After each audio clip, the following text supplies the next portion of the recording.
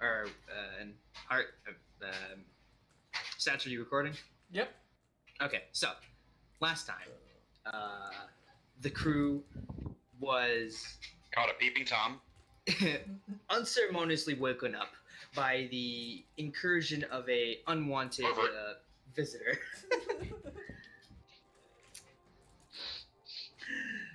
Who assaulted a naked Mandartis. Who did indeed assault the naked Mandartis, who you discovered to be a half-drow named Vinal, who apparently used to work with Okara. After strained negotiations, you all made the intense, for some, decision to let Vinal live and go away, and hide amongst the shrubbery and wait should you desire to need him. We want to shrubbery. Fucking Deals were tonight. deals. He's on the fucking warpath. Deals were struck, and but you managed to gain a map of a place called Wave Echo Cave, which is apparently the location of the Lost Phandelver Mine, an area where dwarves and wizards came together and created a mystical place called the Forge of Spells, where magical weapons are crafted. And it's apparently the place that this individual called the Black Spider, had been dogging Phandelver, causing strife and suffering for the people of it, or Phandalin, for strife and the suffering for the people of it, in search of this so-called forge. You were somewhere marked on a map is where Vinal was supposed to meet either the Black Spider himself or one of his representatives in order to turn over the map of the cave, along with the location of the Forge of Spells. You all took the map and made a plan to maybe instead you be the one to run into this ambassador. But after sending Vinal on his way, you all went back to sleep, got the remaining benefits of a long rest, and you all wake up the next day, this time with your armor on, your weapons all ready to go. Question for the DM. Shoot. With everybody else doing the short or the long rest and me only having the 4 hours and stuff, would I have had enough time to create another healing potion before everybody else woke up, or as everybody else was waking up? Because you used your spells and you had to go back into a trance to get them back, I'd say you wouldn't have enough time to make another one. Shit. Okay.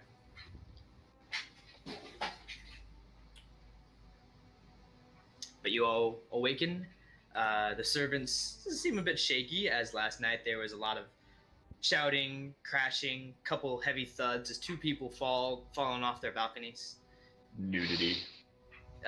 No small degree of nudity from Mandartis, but they. Well, maybe a small degree. After they see all their respective employers alive and well and relatively unharmed, they decided to. Not decided to. They're getting back into the work easily. Just typical taking care of the house. Sky is already writing a list of duties that needs to be done, along with requesting the creation of a new desk for Mandartis' study. So what do you all do? I'm gonna ask Sky, how much is that a new desk gonna cost me for the study? She's saying about like 2 gold, 1 for the materials, 1 for the work. Okay, I just go ahead and give her the 2 gold, and then I go off to the kitchen to get Sparky some food. Not a problem. There's definitely bits of raw meat just hanging around in the pantry that you just sort of like strip off in secret and just... I wouldn't exactly say in secret. You just sort of do it in plain view. You're like, I own the house, and hand it off to Sparky. He chomps away at it. I want to go to the blacksmith and see if my stuff is done. Not a problem. You head on over, and your requested mace with the in the form of like I think a torch spigot or whatever it's called is ready and waiting for you. Sweet. I forgot with my gun, the proficiency. What do I have to do to become proficient at it? The pistol? There is a feat called firearm specialist that you could have taken. but you did not take it, so... Okay, never mind then. If there's downtime, you can take the time to train in it, but you could only like train in one weapon. It wouldn't make you proficient in firearms, it'd just be proficient in the weapon that you have at hand. Okay, is there a cost to that, or how long to train? There's no like cost, it's just you actually might cost you your ammunition because you have to train with the ammo. But other than that, it's just time and effort of you training. Okay. Unless you want to hire a teacher, if you could find one. Yes, a gun teacher. And I was actually going to follow Thrisis to the blacksmith and put in an order for a weapon myself.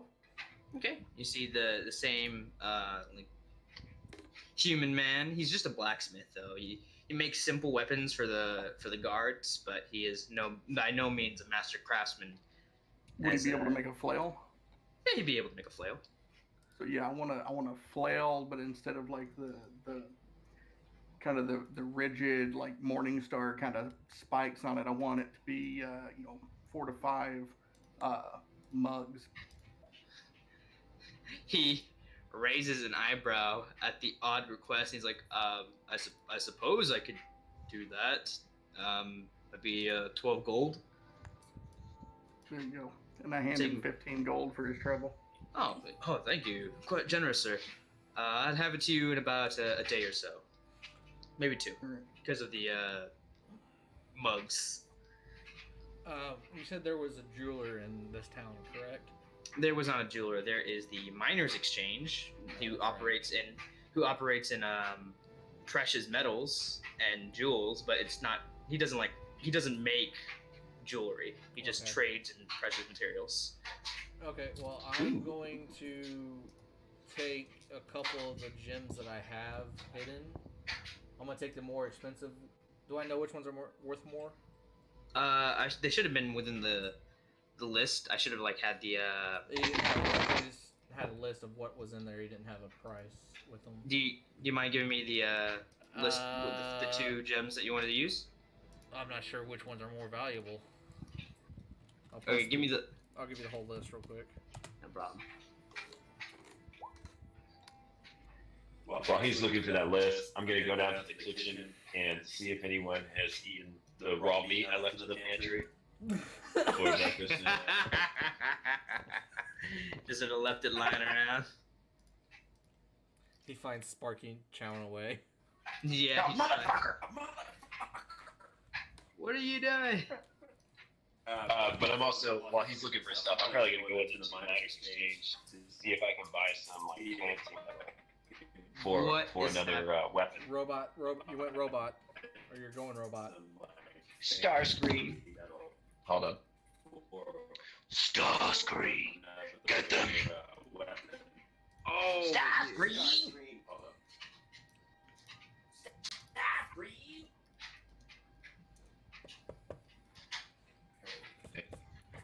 Can you guys hear me now? There we go. Hey, there it is. There it is. Starscream. So, if you didn't hear me, I would like to accompany Mandartis to the Miner Exchange. See if they have any fancy metal that I could get turned into a more specialized scimitar or weapon or longsword or something like that. Chalcedony. Alright, hold on. I am looking up each individual. I could have sworn I had gold costs with it. Oh well, doesn't matter.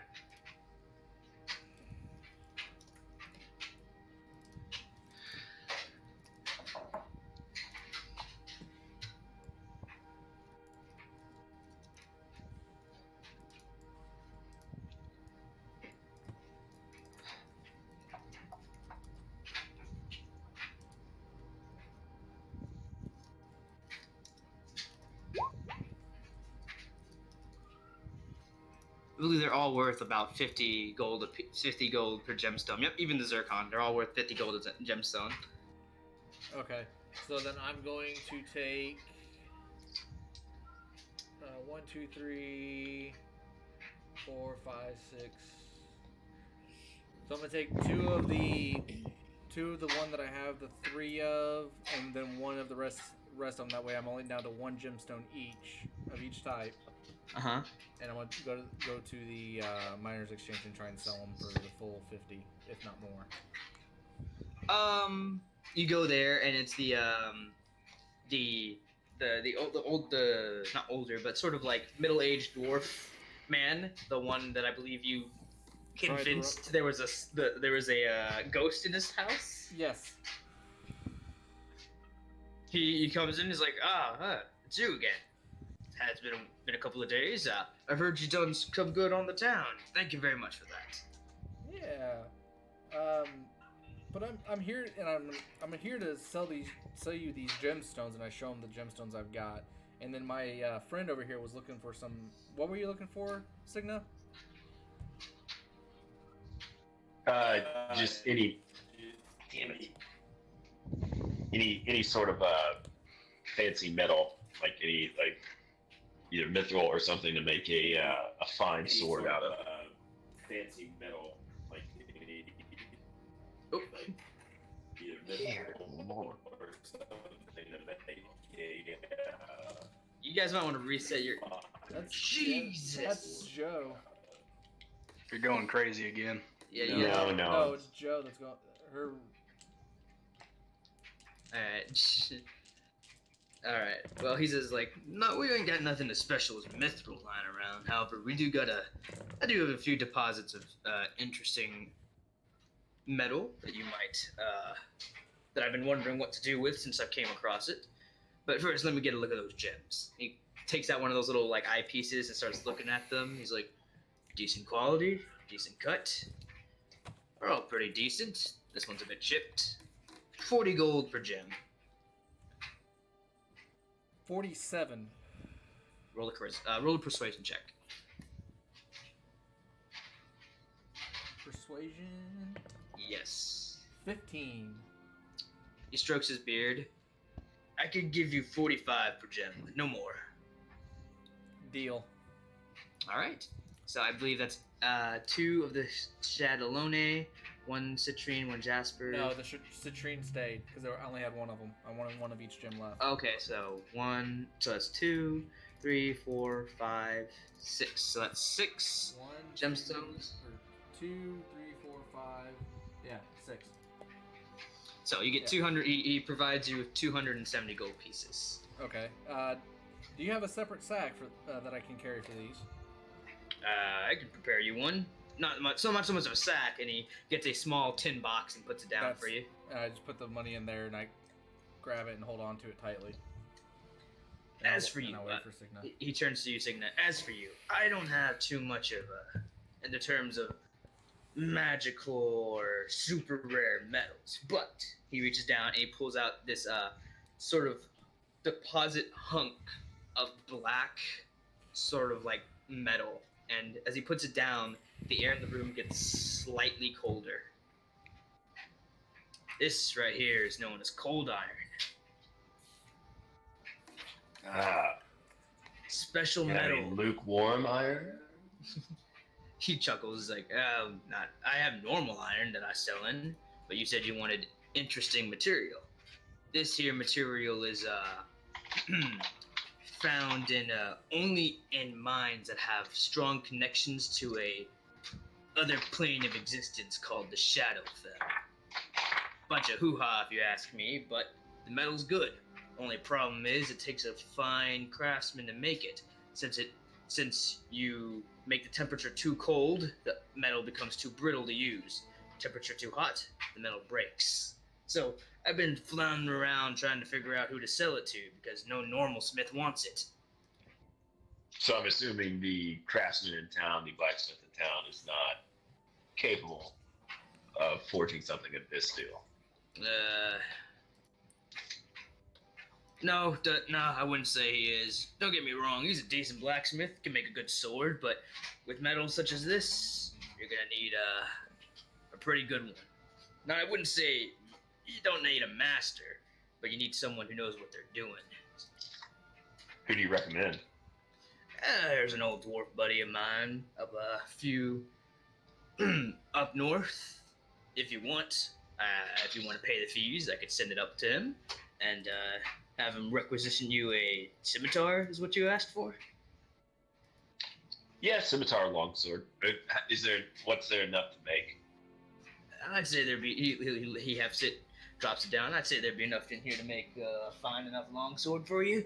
After all, the weapon isn't made entirely out of it. What you do is you create the weapon out of normal steel, and then you temper it with rods of cold iron inside of it. How much? For the metal, because it's been so long since I haven't been able to get rid of this thing, I charge you 50 gold. Another 30 for the long sword, and 10 for getting it up to my brother. So 90 in total. About 75. Roll a persuasion check. Better do better than you did last week. Nope. 8. Can I assist him? What do you want to say? I'm gonna bring up the fact that, like, hey, can't you cut us a special deal? Because I did just sell you some fine gems, and we did help save the town from the Red Brand. You can either roll a persuasion check yourself or give Signa advantage. I'll let Signa make the call. Do you want me to roll, or do you want to try it again? You roll. Okay. Persuasion. That would be a 13. 13. He strokes his chin. You all did a decent job. Those red brands are certainly clogging up business. I've heard you taking out some orcs too that have been causing problem on the roadways. Tell you what, I can't bring down the price for the sword or the courier, because that's not me charging you. That's my brother in the service. But I'll knock down the metal down to 40 gold, so 80 in total. All right, we'll do that. Alright, you pay. He's like, it might take a while. Not only do I have to get this up to my brother, but he'll have to forge it. But I'll let you know when it comes in. Works by me. Writes you out a receipt, hands it to you,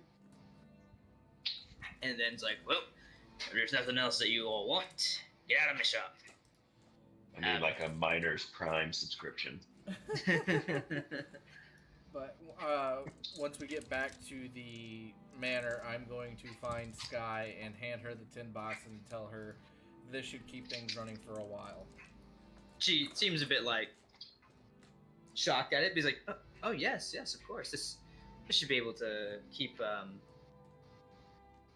everyone, be able to pay everyone, as well as keep the food stores stocked for a while. I suppose I'll put this in a safe place. And she runs off with it.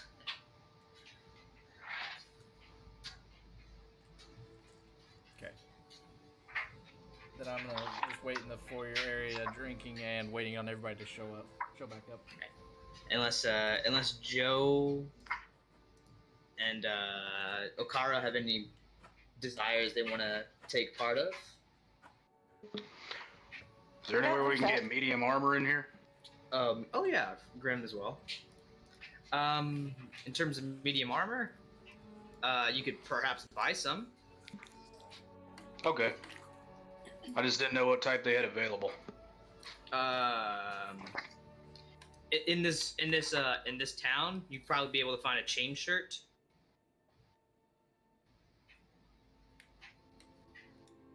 Which is 13 plus your dex modifier, and I think since you have so it'd be 13 plus 3, so you'd have 16.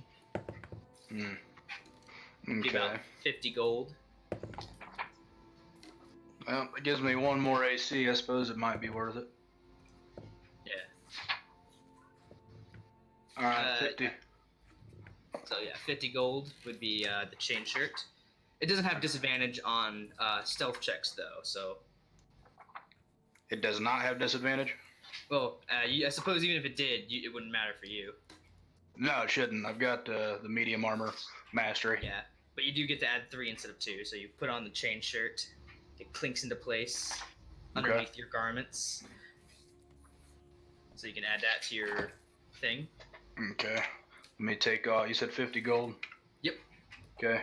Remove that. And change shirt.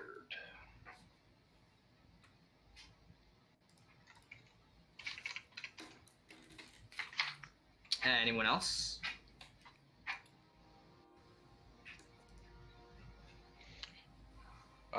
I'm gonna go back to the little shrine at our house, and I'm gonna consecrate my new mace with continual flame. All right. So, flame equivalent to the brightness of a torch springs forth from the object that you touch. The effect looks like a regular flame. So you essentially create the effect inside the burning central area of your mace into that of a continually burning torch. You pick it up, swing it. It doesn't add any damage to it because, Right. But you do now have 20 feet of light, of bright light around you, and 20 feet of dim light around you.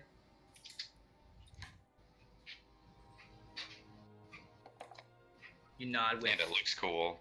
And it looks cool. It looks like you got this constantly burning mace that you swing around.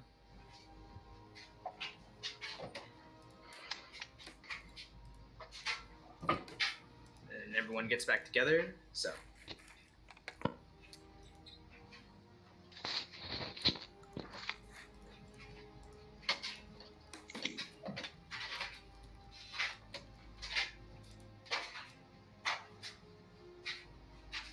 Nope. Someone left. Oh, resources.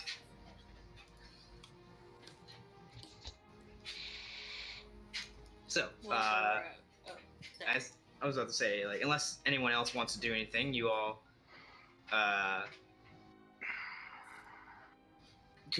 congregate within the central atrium of your manor.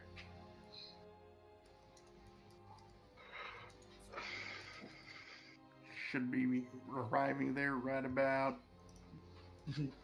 You, it takes some after some business. You guys get around together to what's I'm looking for, around 10-ish, just a bit before noon.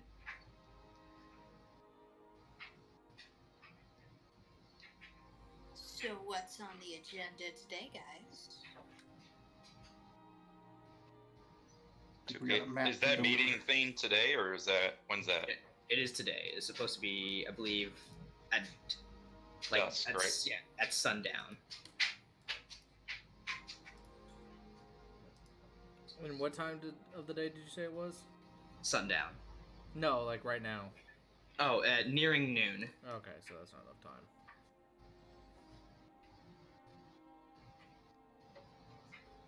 I mean, we could all just relax, make sure all of our stuff's ready to go. Because if we meet someone, I'd rather be. Well, how far away is it? It is about, according to the map, it is about 3 hours of travel on foot. Maybe a bit faster if you take horses, but horses also has the disability of being horses. They're not as stealthy as humans would like to be sometimes. So do we want to do like a recon, figure out either at least a bit early, figure out where we want to hide out. We're having the, how is it, Venal, the hell's his name? Oh, you mean the dark elf or the half drow? Vinal. Venal. Yeah, I'll put it in chat. Do we want to like bring him along, work out how he's going to meet him, figure out where, set our ambush or whatever? Oh, I thought we were having Okara be the one to meet up with them because he already took off. Or no, he's staying in town, isn't he? Well, not in Yeah, town, I've got but the bird. He so said I can- he said if you send the bird to him, it'll probably take him a little bit to get to y'all. Because he can't just teleport to you at your side. So we should probably send the bird then. Be like, hey man, you wanna come over and we'll kind of put a plan together and then we can all head out, make some sandwiches, take out the road. It'll be great. So we are going to take him with us then? I don't know. Maybe that's what we should. We should work out our plan.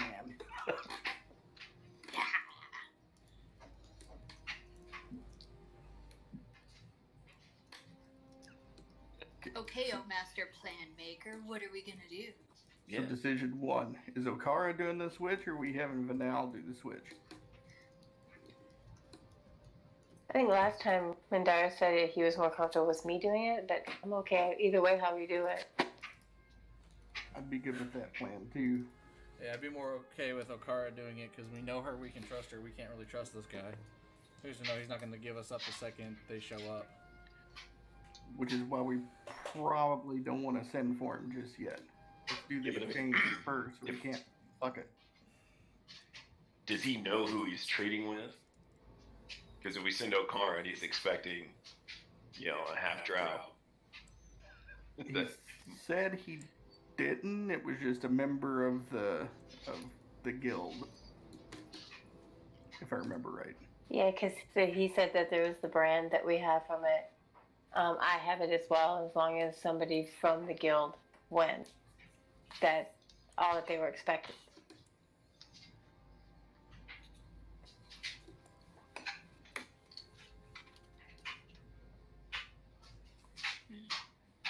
So then we're going to have Maynal with us at all.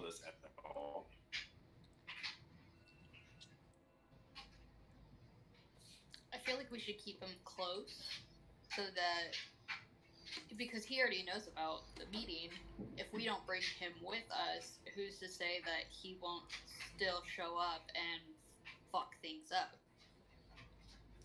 If we're going to have a plan on how to handle things, he should probably be in on it so that when the time comes, he doesn't do anything, outside of the plan and make us have to have like plan B, C, D, and E. The banner's got a good idea. Yeah. Right. I pat Blanton on the head. I give you a menacing glare, looking up at your as you pat me on the head.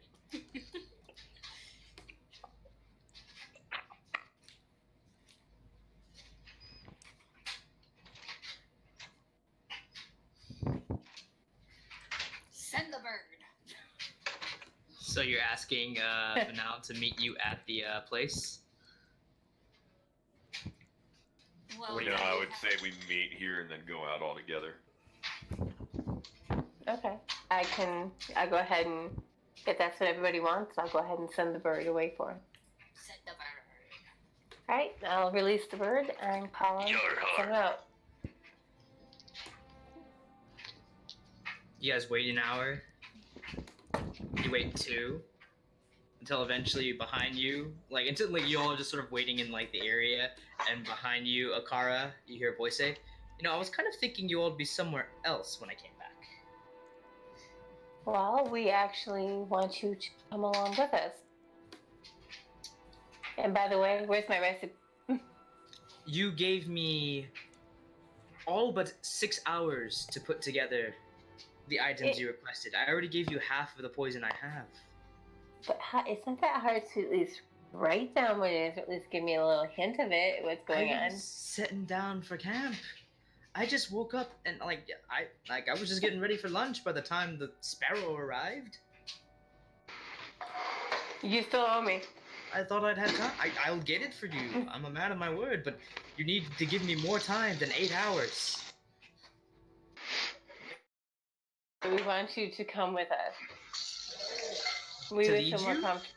No, to come with us, and I'll let the group explain what they would like, but we would feel more comfortable, as more two than just leave you in, back here.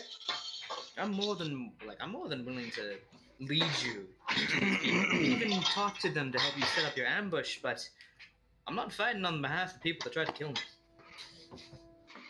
And especially, he points his thumb out towards the elf and dwarf, the racist fucks over there. Trust me, dude, He's trying to kill you. How can we kill him? A little bit. like.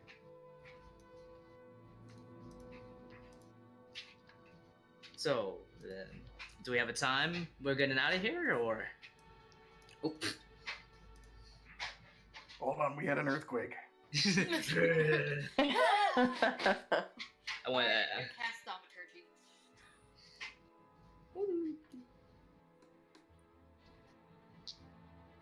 So, unless anyone has anything anything super important that they need to do in the interest of time,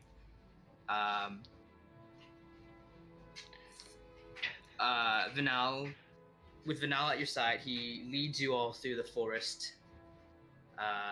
Eventually, you all come across the what looks to be a camp-like site. There's this large cliffside of a mountain, and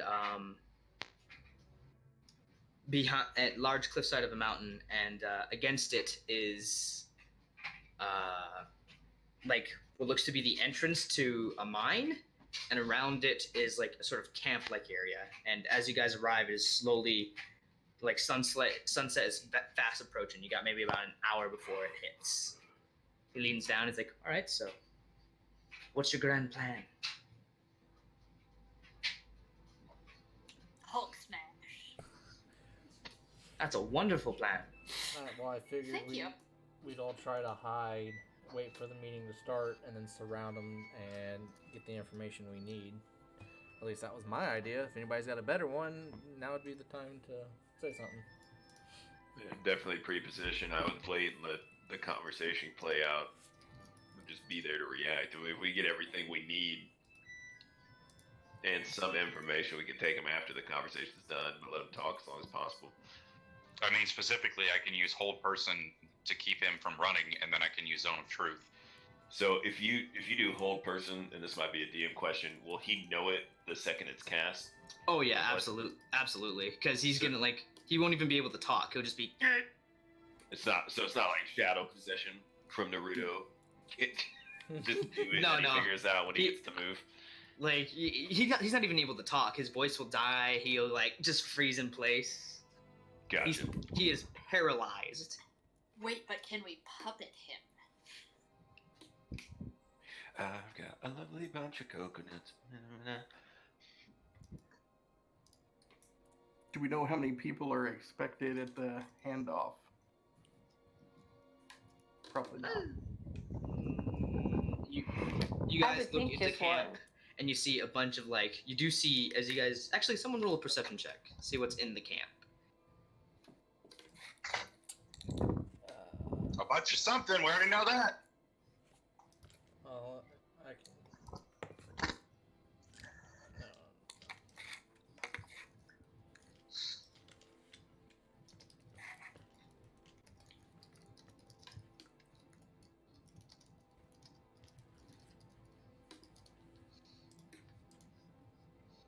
Looking into the camp, you see a small encampment of Jesus Christ.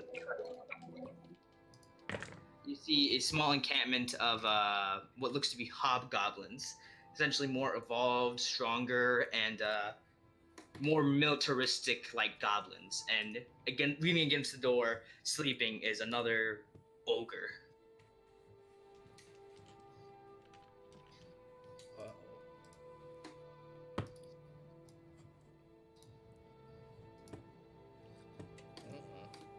And we are meeting at the camp, correct?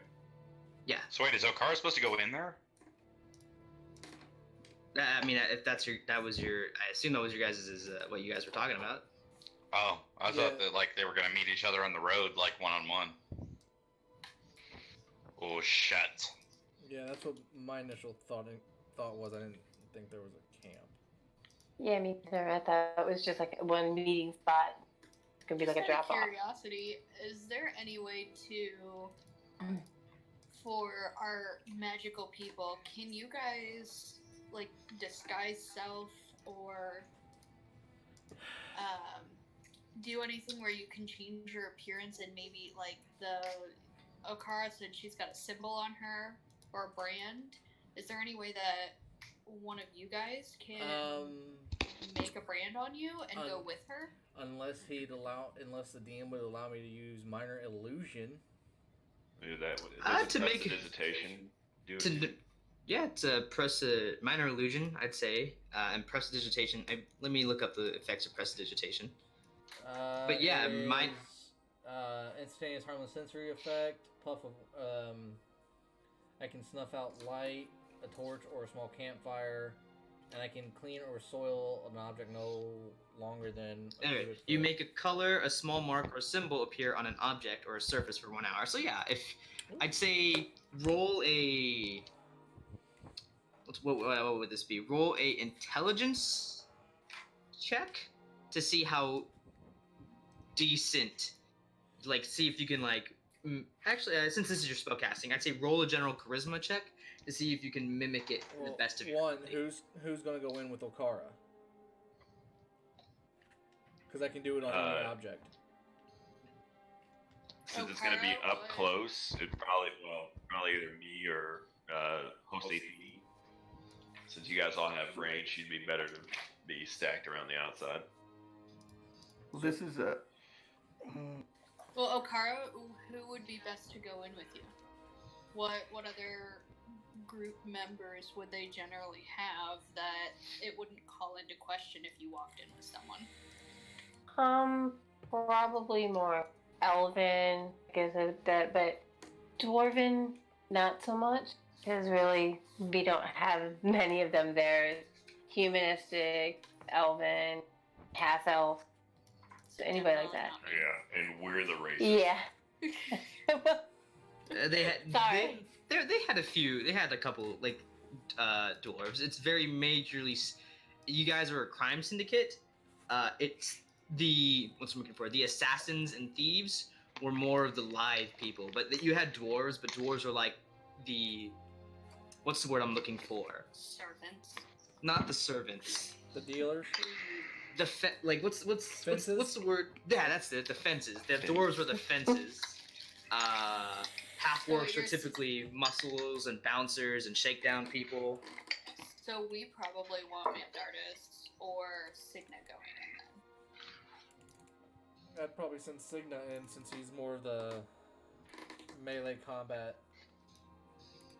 And you're squishy. I very squishy. As I say that, I pinch his little arm. Oh. Squishy. Do you want me to take Vinalin, or would you guys rather just watch him instead? I don't want you to get ambushed by him if he... Sure, I appreciate that. Yeah, he's not fighting for us, so let him hang out in the background. So, would I be able to, when I do prestidigitation, would I be able to roll the check with advantage since I can look at the brand off Okara?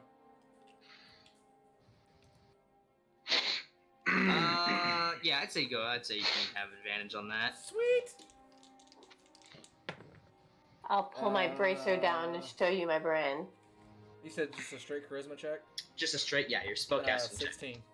16? You do a decent interpretation and you put it on the person of your choice. Signa. Well, before I do it, Okara, where do they normally have it, or is it just anywhere? It can pretty much be anywhere. Mine's on my wrist. Right your leg, your ankle. Where do you want it, Signa? Right butt cheek. Typically somewhere discreet. Okay, so I'm gonna right on his nose. No, I'm gonna slap Signa right on the ass and leave the imprint of the brand. Woo! Okay, if that's where you're putting it, that's where you're putting it. Hey, that's Are where you you sure wanted you it. want to see it? Well, if they want to see it. Want to see it? Okay. Poor Okara. So, I will move you guys to. There's no real good place to put you guys. So I'd say you're all like 30 feet off the map. So if you move your movements, you'd get like along this edge right here. Okay. So should we put our tokens? Nah. Okay. The two bartering, yes, because I want to know where their location is. Hiding behind the tree. It'd take your movement. So like if combat starts and you use your movement to get up here, you would just wind up on this. I need to do that. You know what I'm saying? Yeah. Get like right there. Anyway, player characters, Okara.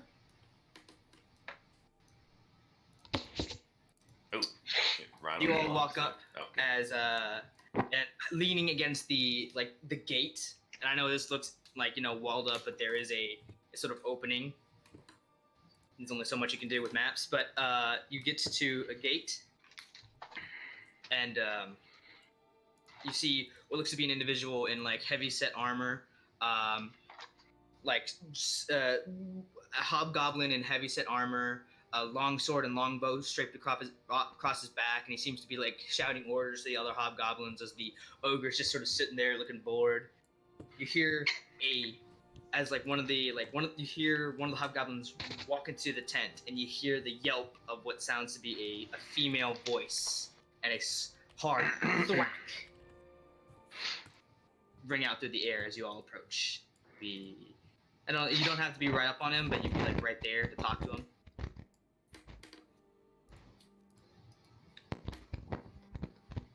Hello. He looks you both. Only suppose Master only hired one. Why there two? So buy one, get one free. For extra protection. We had a special going on. You have. He points towards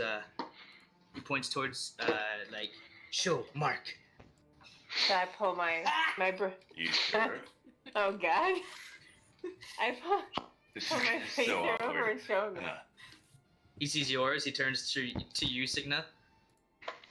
Excuse me. While I whip this out, I turn around and show him my buttocks. Roll a deception check. Akara, you roll one too, but with advantage because you're an actual. You used to be a member. Fuck me, 2. You're retired. It's sweaty out here, and he's got swamp ass, and it rubs off. 22. He looks at 22 and 2. He looks at Signa very suspiciously. He's like, "You back up." Point towards Akara. You closer. I come close. I'm like, he's in train. He's very new. Since I'm turned around and he said he's back valid. up, I'm gonna walk ass backwards towards him. No, further away. Further Okay, away. Gotcha. Okay. It's very broken common.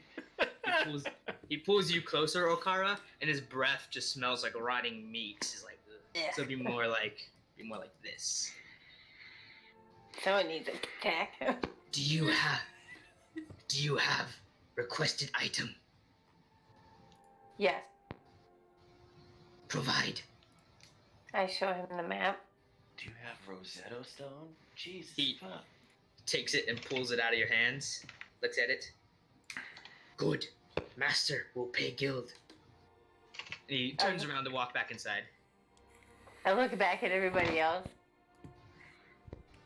So, go back to Signa. Alright. At that point in time, I turn around and yell, but no, Master can pay us now. No, not agreement. Master pay your master. Your master pay you. So while this is happening,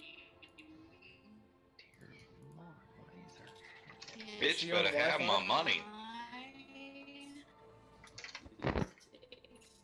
Joe, you're going super robo. I'm trying to Somebody must have cast slow. Is that better? Yes. Ah, there it is, yeah. Here, Okay. hold on. Let me do something real quick. Server settings. Change to US East. Alright. Lay off the Robitussin. So, what were you trying to say? Oh. Who left? Oh, it's okay. So what were you trying to say, Joe?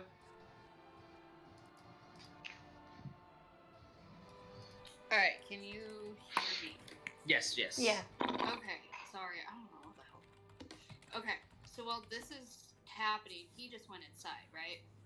No, he's going inside the gate, but not like inside yet. Okay. Can he see me from over here? If that's where you want to be, roll a stealth check.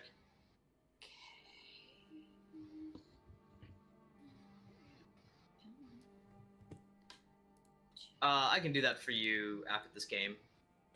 Statser. Okay. Just give me the picture you want to. Yeah, I'll send it to you here in just a second. Is it not rolling it? It might be lagging. Are you on self? Are you rolling to yourself? There we go. Yeah, it was lagging. Okay, there we go. I still don't see it. It says that, so I rolled it twice because I didn't see it the first time. There's a 10 and a 7. A 10, okay. Where is it? Hobgoblins. Character sheet, perception. Oh, our internet just went out, that's why. Awesome. Oh. Alright, for right now, I can use, like, physical dice if I have to. No problem. But as you walking around, you hear a solid crack as you look down at one of the twigs you broke, and one of the hobgoblins turn around and sees you trying to sneak around. He's like, "Intruder!" Cool. And they all like, and they get ready. I guess everyone roll initiative if you want to. Cool. My bad, guys. If you Akara and Signa, if you guys want to roll initiative, I mean, like, everyone roll initiative, but you don't have to partake if you don't want to. You can hold back and just do nothing if that's your heart's desire. 16. There's a little lag there. I'll obviously stick with that first initiative roll if you don't mind. No problem. 11 on mine. Mandartis. 11. Hobgoblin.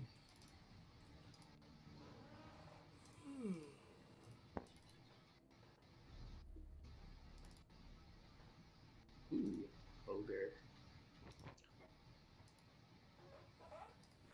Oh no. Alright, let's see, who else is here? Thrysis? How do I pull my token out so I can roll initiative? I don't know why you guys keep having problems pulling your tokens out. It shouldn't be. Whatever. Excuse me. There you go. Grim, you're right there. Ooh, Akara, 25.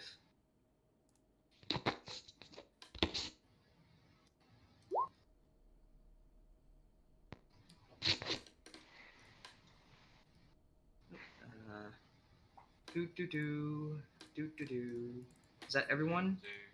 I think the only person I'm missing is Signa and Joe. I rolled 16.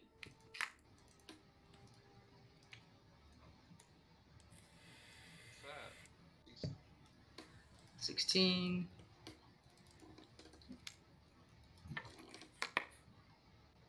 And why did I put Mandartis? And Signa? Dear Lord, you fucking. No, now it's connected back to. Yay!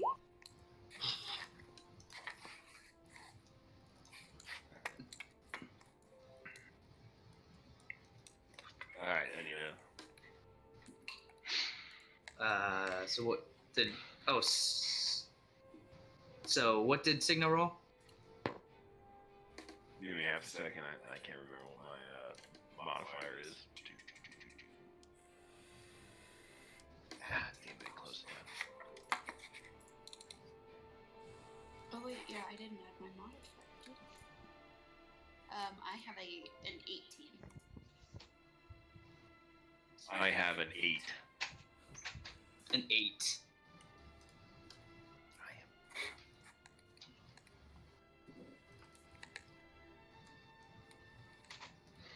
Signa Moonblade 8. Descending order. And then mine I should be go. an 18. Sorry. It's like.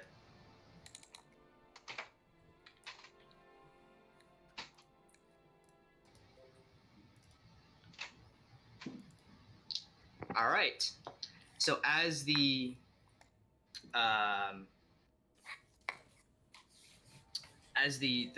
sounds of like panic and them pointing you out, you all get your weapons ready and you get right into battle. Trying to get music ready. But first up is Okara. What will you do? I think I'm going to go ahead and assassinate him. Oh, the captain? The captain, and then I'm going to disengage. Okay, go ahead, roll to attack. I'm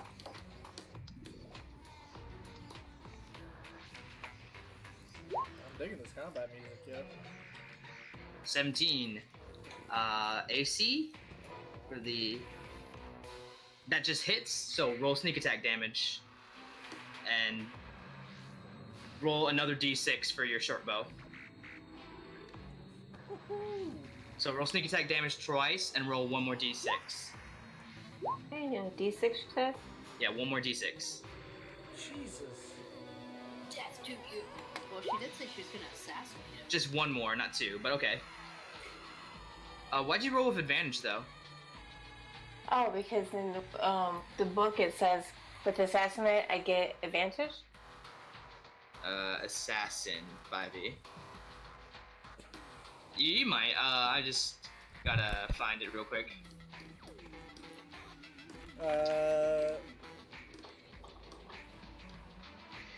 You have advantage on attack rolls against a creature that hasn't taken a turn in combat yet.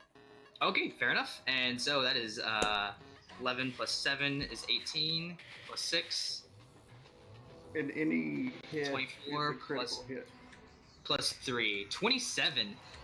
Nice. He takes a hella blow to the throat as a arrow is lodged right into her. He's coughing.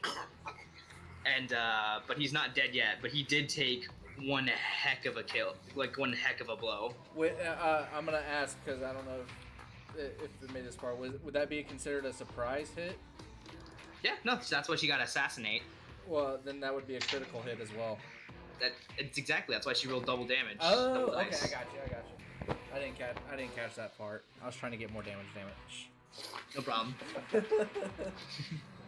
want it all. Okay, do you want to... So you said you disengaged. Where do you move to, Yeah. Okara? Right.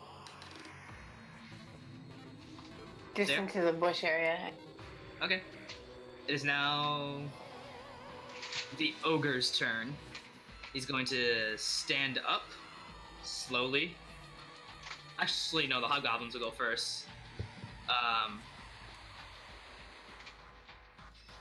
The hobgoblins all stand up, and they're going to take their bows.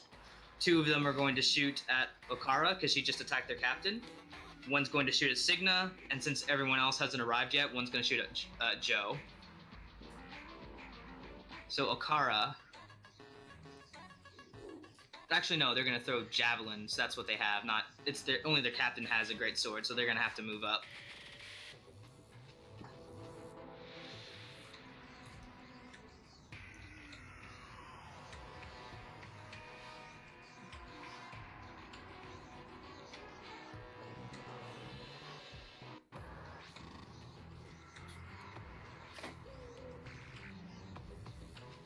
Alright, so the one against Joe's going to be at disadvantage because she's far away.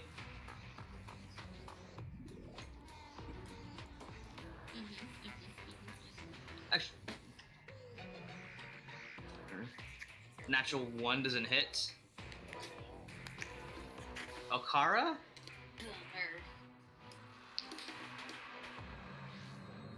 17 and a 13. I believe this- I have a 16. My armor. So the 17 hits, so you take 8 points of piercing damage as one of the arrows fly in and stab you. You let out a quick ah! And finally against Signa, I don't think there's a 14 hit? No. No. but that is their turn. They've moved and take their shots. It is now the ogre's turn. He's going to stand up and then spend his entire movement getting closer. Now, as you all are getting ready to fight, you hear the snapping of rope and a frustrated roar as you see this individual step out from one of the tents. And Kay, would you like to explain your character? Well, I guess I would. Hold on. I get a She went robot again. She'll eventually I have an 18. let you know.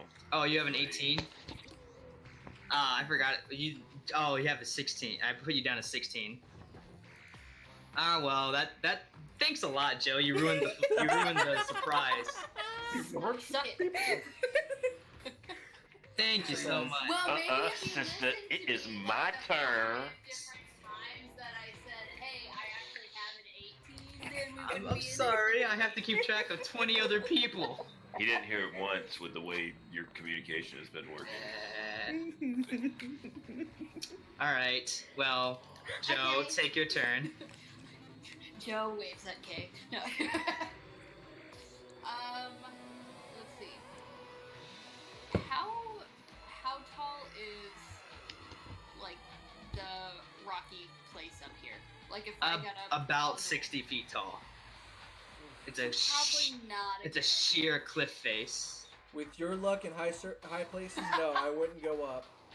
All right, Kay. You see that deck in the right-hand corner? Draw your 3 cards. Got it. Does she gambit? It kind of looks like it. I mean, if you look at her little person. Okay. No, she's Yu-Gi-Oh. will- Let's see. It's time to do. So I'll come up by Okara because she's squishy, Mhm. and then she can have a place to hide. Well, shoot, I have to get up. How far can I move? That's about as far as I could move anyway, right? Because I can't get. Well, I could get up to him, right? You were right here. Yeah, you can get up to him. All right, let's. Yeah, we'll attack. Big dude. All right. Might as well.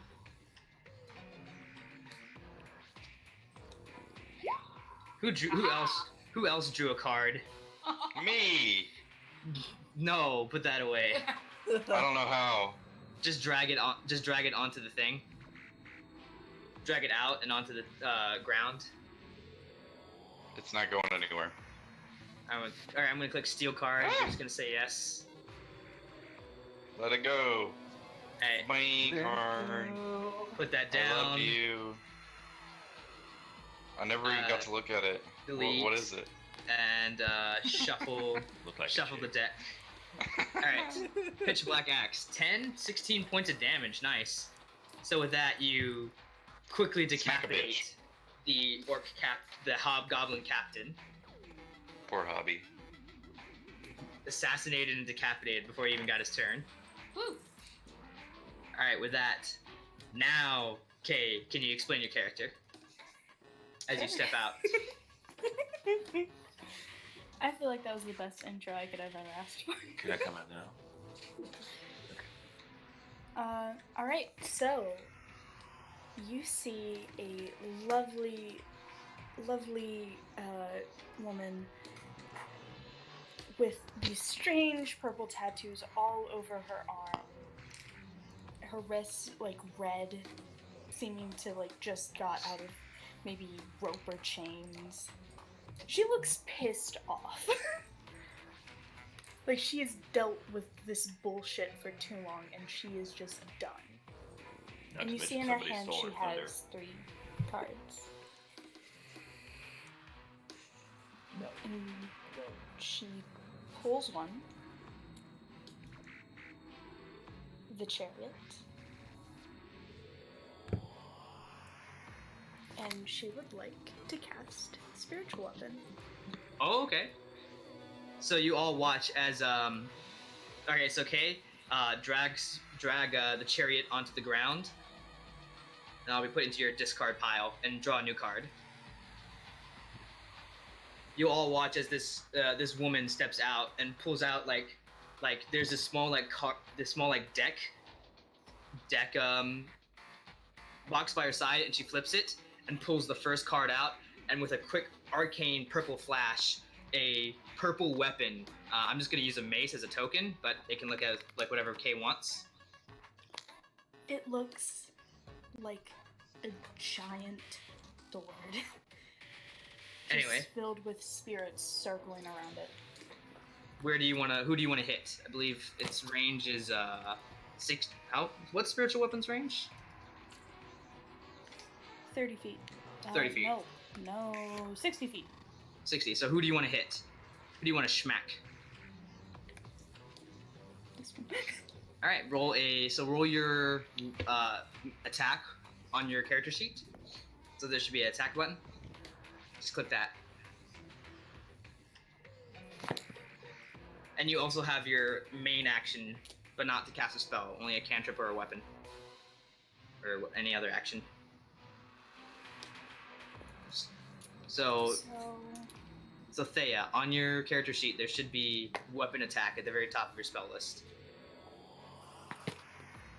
Like, not weapon attack. See, there, intelligence, save DC, and attack +5. Click attack +5. Not to me. Click all. There you go. Now try it again. 16. All right. 16 hits. So roll 1d8 and add your intelligence modifier. So you watch as this character, this woman with pitch black hair and purple tattoos, just pull out a card and like throw it at the like Gambit style at the orc. But in midair, it shifts with an purple flash of arcane light and turns into this sword with like spirits swirling around it as it takes a giant cut out of the ogre, who is surprised and not expecting this attack. Takes 11 damage. So you still have your action because spiritual weapon's a bonus action. Can move over here. Okay.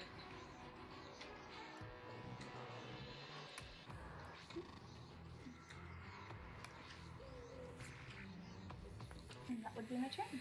You still have you can still do a cantrip because that was your bonus action, spiritual weapon. I thought I said meh. You can do a cantrip. Isn't to cast spiritual weapon the first time? No, it's still a an bonus action? action. Is it? Oh. Yeah. Yeah, casting time, bonus action. That's what makes it an awesome spell. The more you know. Wait, Who are what who are the fuck? Who are you hitting with Eldritch Blast? Oh, you can't. You don't really hit anyone.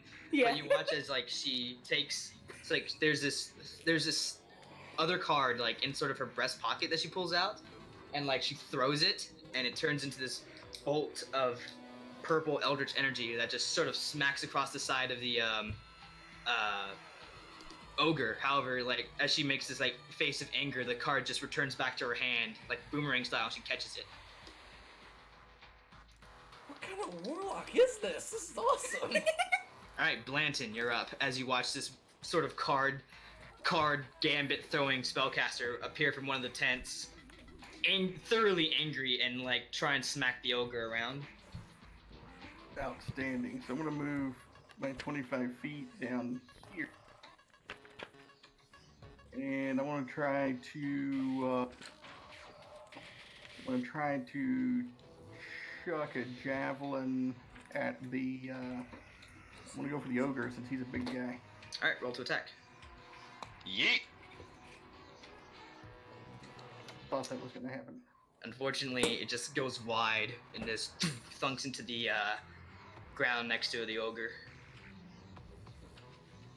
All right, that since I'm here, I'll go ahead and use 8 points of my lay on hands to heal Akara back to full.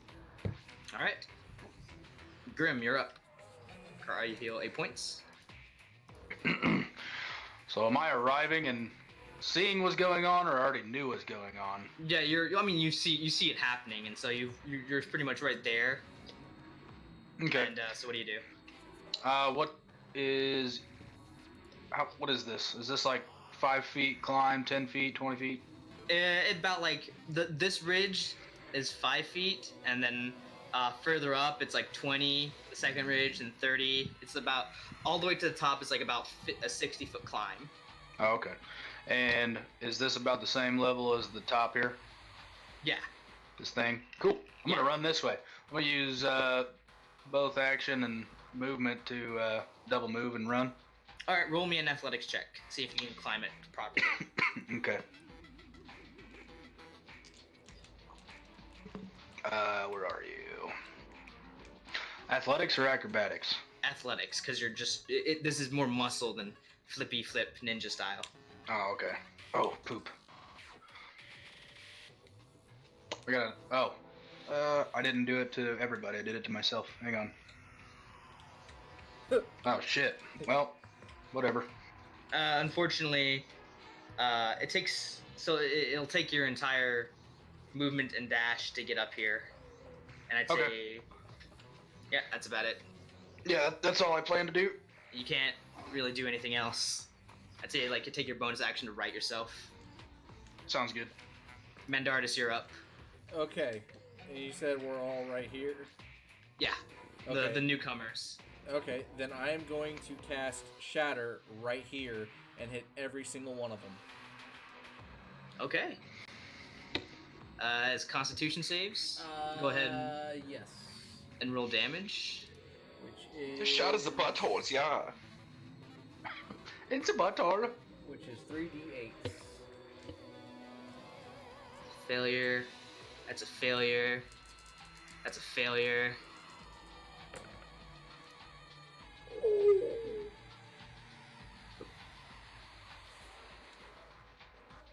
Whenever you're ready.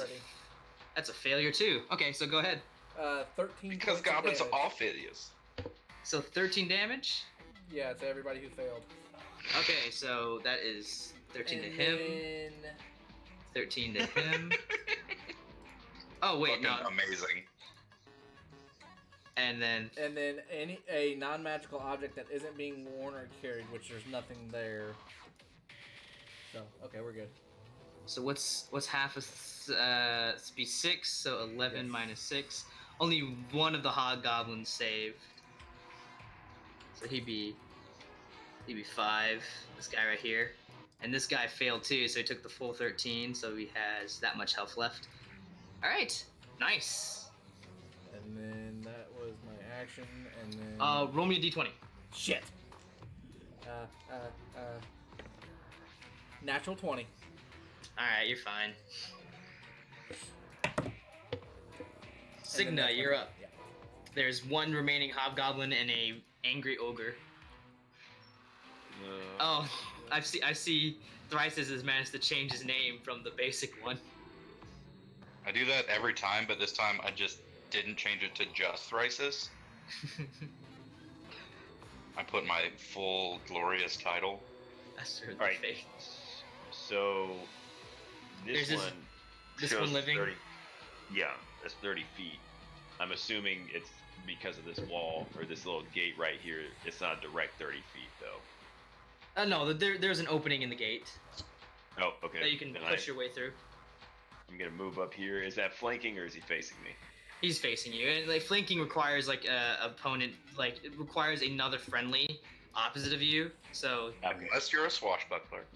unless you're a swashbuckler, but so you need a friendly like right here, and all your friendlies are back here, unfortunately. I am actually gonna get in here, so I've got him in between me and the ogre though. All right, Mhm. I'm going to Ignore that. dual wield attack. So I'm gonna have Hugh, and I've got that orcish longsword Okay. that I'm dual wielding right now. So Not bad. first attack.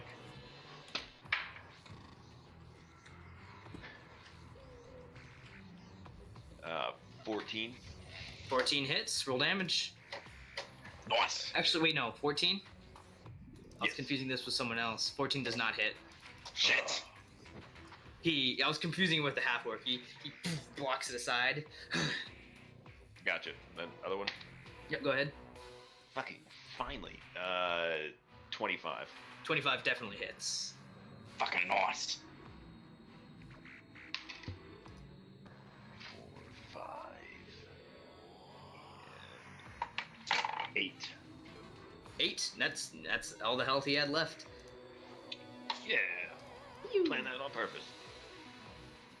All right. Next up, Thrysis.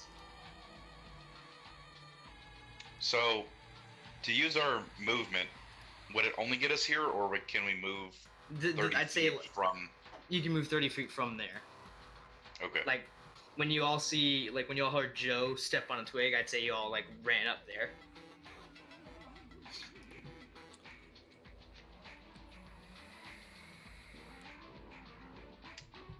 Okay. I might want to run on up in here. Mm-hmm. And then... Can we see over the fence to, like, use spells over it? You'd have to, like, move your way into the, opening, which is behind... Can we see the ogre over the fence? Yeah, you can see the ogre, yeah. Okay.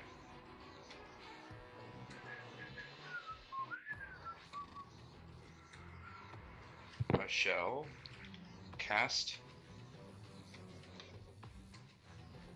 this spell. Oh yeah. Holy shit! That's a spell right there. Oh my god. Nice. Yeah. Hello. Nice. All right, so 20. Auf Wiedersehen. There's.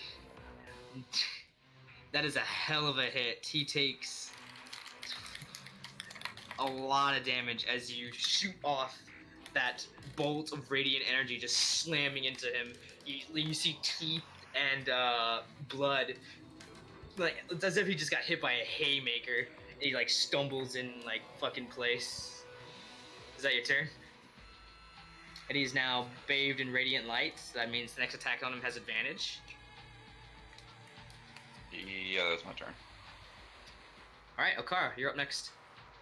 I can see through the fence to shoot at him, right? Yeah. Okay, I'm gonna go ahead and aim. Use my aim. He already has advantage because of guiding bolt.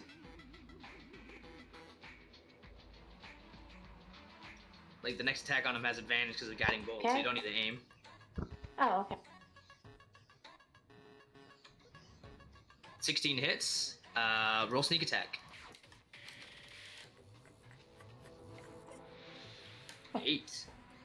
And with that, a arrow goes flying into the eye of the ogre as you all have finished decimating the front guards. We didn't just decimate. We bent them over and fucked the shit out of them. Holy hell! That was insane. And all of y'all were worried. Spent a good 30 minutes planning. Anyway, with that, Exactly how I threw it up. So can I run over to, is it Thea?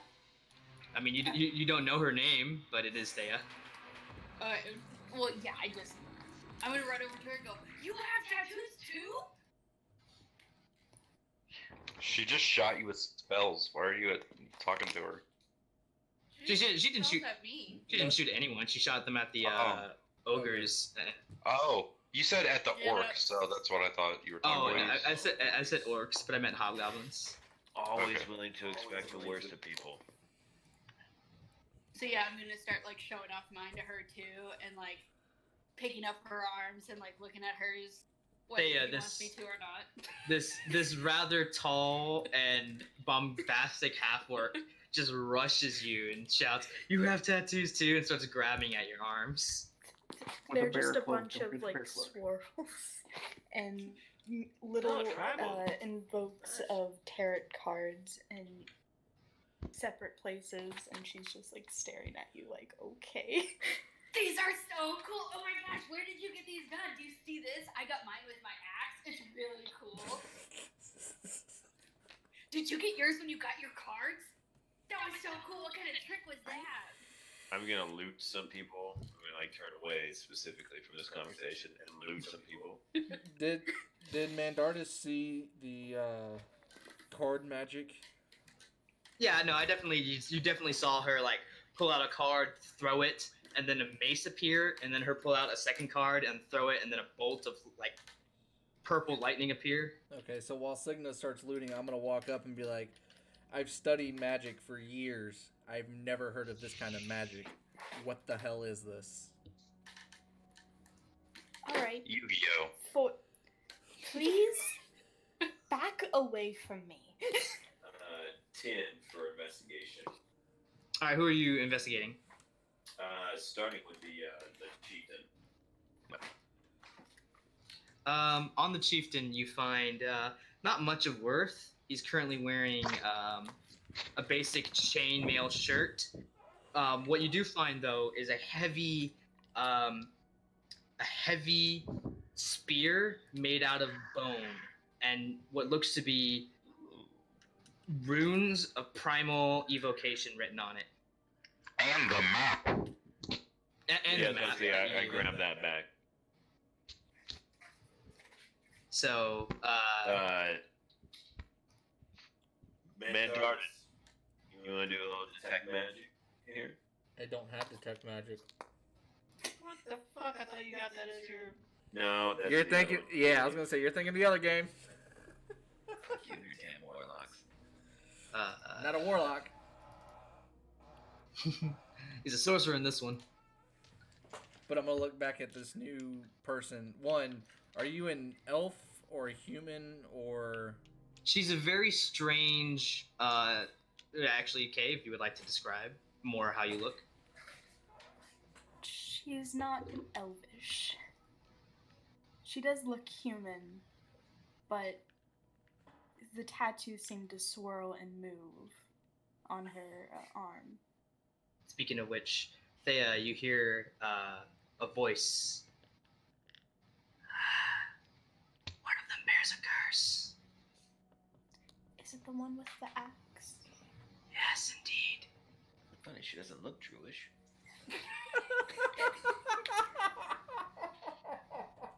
Oof. Oof. What the fuck? She like backs away from the person who's just grabbed her arm to look at the tattoos. I don't hang with people with curses. Not my style. What curse are you talking about? Never Berserk. mind. Berserker rage. A barbarian, berserker rage. You know, if you would be a little less cryptic. Yeah, as you see her like essentially turn her head and begin talking to herself, in the pauses in between, you watch as the tattoos on her arms light up and swirl more actively before going dormant. Swirl again and go dormant. It's like she's having a conversation with herself, and every time someone else would be talking, that's when her tattoos begin to swirl. Do I recognize? Joe kind of. Oh, sorry. Go ahead. No, you're fine. You're fine. You're talking first. No, go for it. No, I wanna hear what she you wasn't. Do I recognize this at all through my studies? Roll a history check. History. You've been good to me so far. I don't know shit. You don't know shit. As far as you know, she looks like a human with moving tattoos. As he's doing his little check thing, Joe kind of backs away a little bit with a look in her eyes like, this lady is crazy. And she kind of looks over her shoulder and goes, Thrisis? Yes. There's a crazy lady. Do your am I supposed to do mumbo about it? jumbo. I don't know.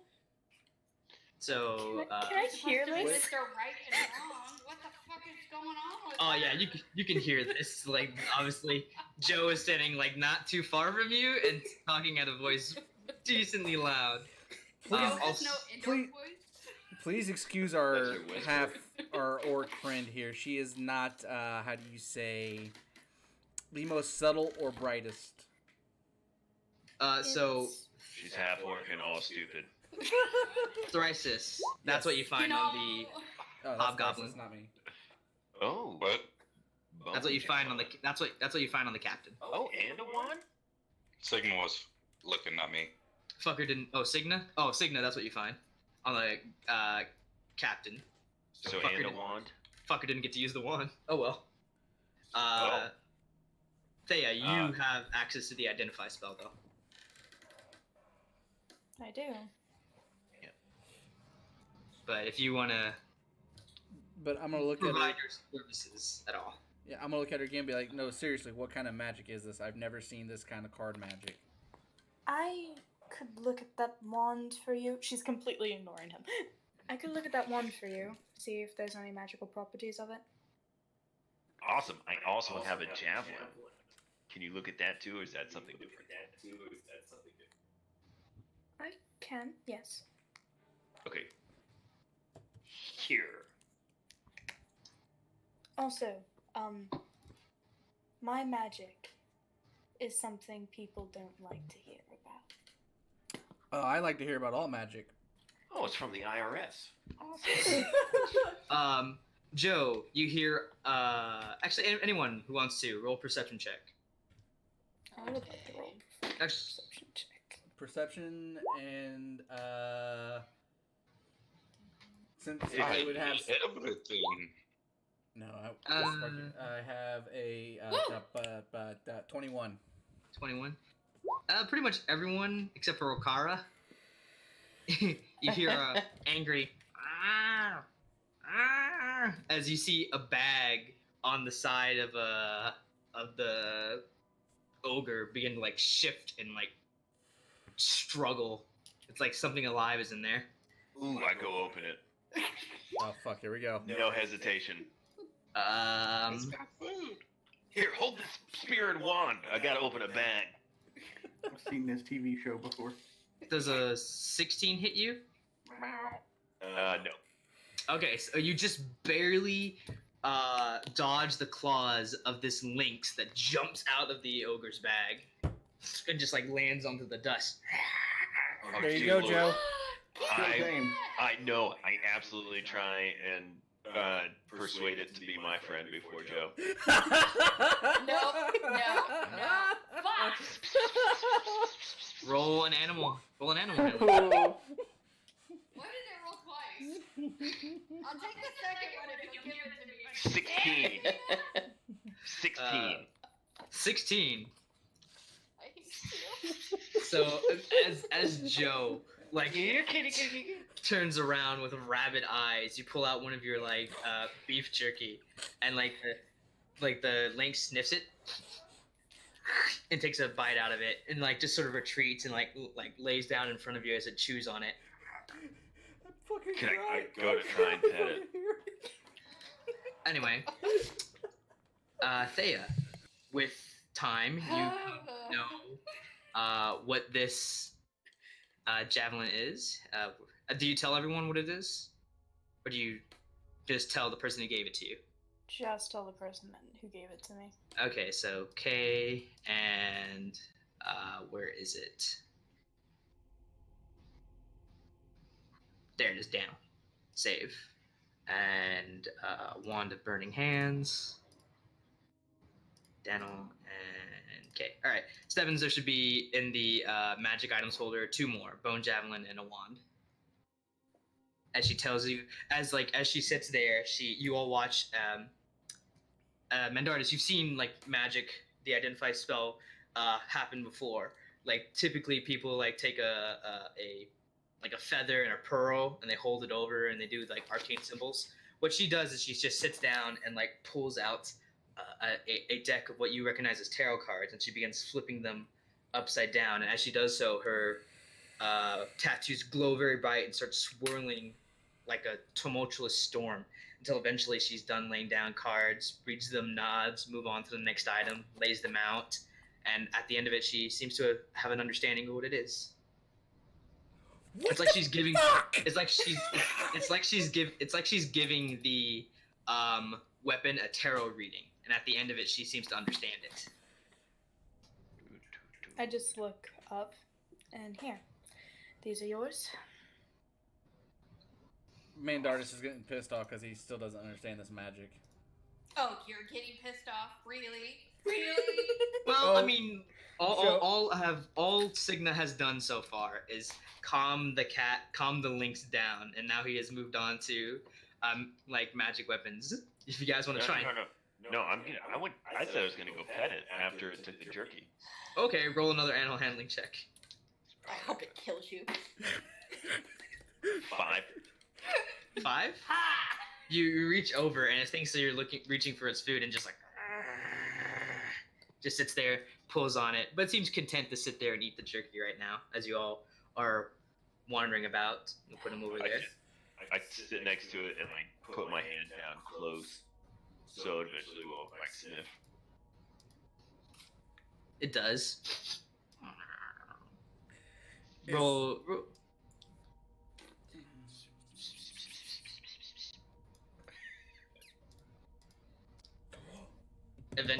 Okay, so roll another one. Can I have Sparky 17. talk to it telepathically? 17. Sure. I don't see why not. Okay. Sparky flies over. What do you want to tell? What do you want to tell Sparky? Sending it to you now. Oh, he's. So while that's happening, I'm gonna go back over to. Now, have we asked her name yet? No. No one has asked her name yet. So You I'm just gonna come in kinda- here, demanded information from her. So I'm gonna be like a little bit more timid, kind of like a school kid that got reprimanded by the principal. I'm gonna kind of like walk over to her, head down, and be like, "So, what's your name? And what do you mean cursed? Is it because I'm an orc?" No. Are you a racist? No, I'm talking about your axe. The one that gave you your tattoos, I presume. Yeah, the cool one. What about it? It's cursed. What do you mean it's cursed? It's cursed with good looks, or Cursed with the rage of the berserker. 18. It looks. You all watch this. Those of you who are watching the Lynx and Sparky seems to like chirp. Lynx like growls. They seem to have this animal conversation. Eventually, the Lynx gets up, stretches, and then like begins to walk in a circle-like perimeter around Cigna. This Do this is the rage of a berserker.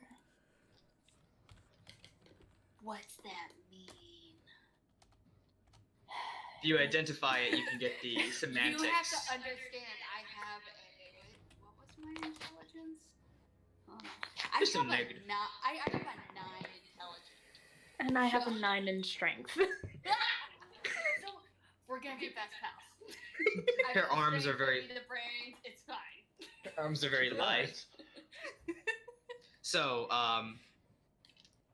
Cigna, it is content to follow you right now, although it's not going to probably run into battle with you.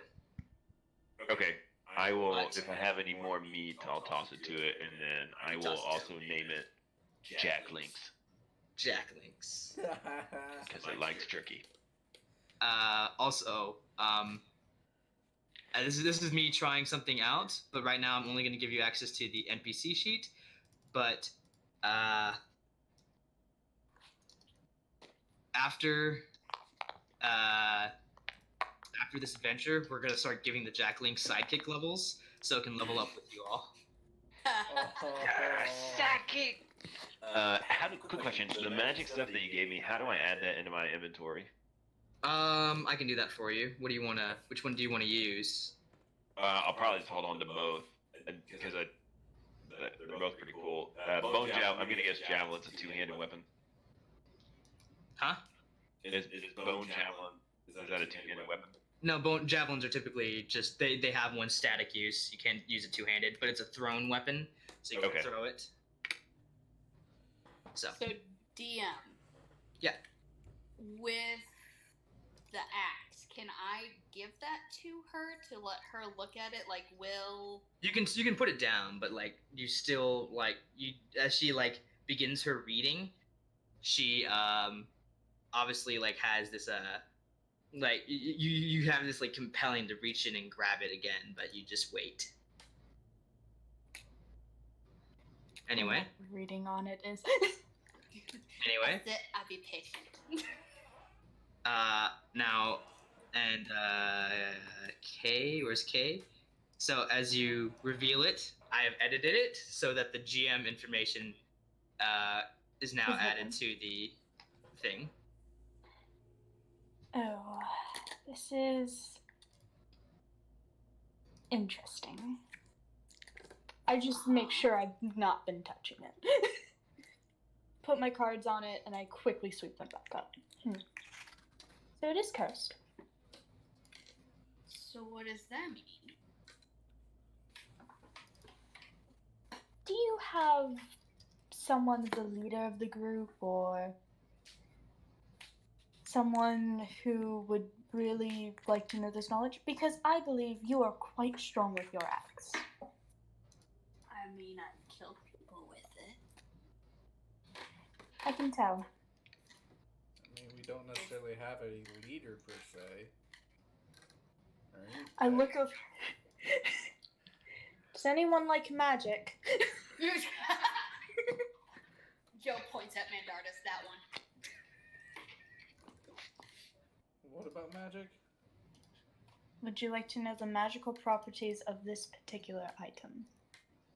Is it any way useful to the party or me? Or is it just knowledge? Both.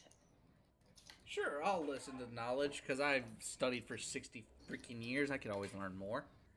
It's a cursed weapon. Ooh, curses. That is You cursed. can-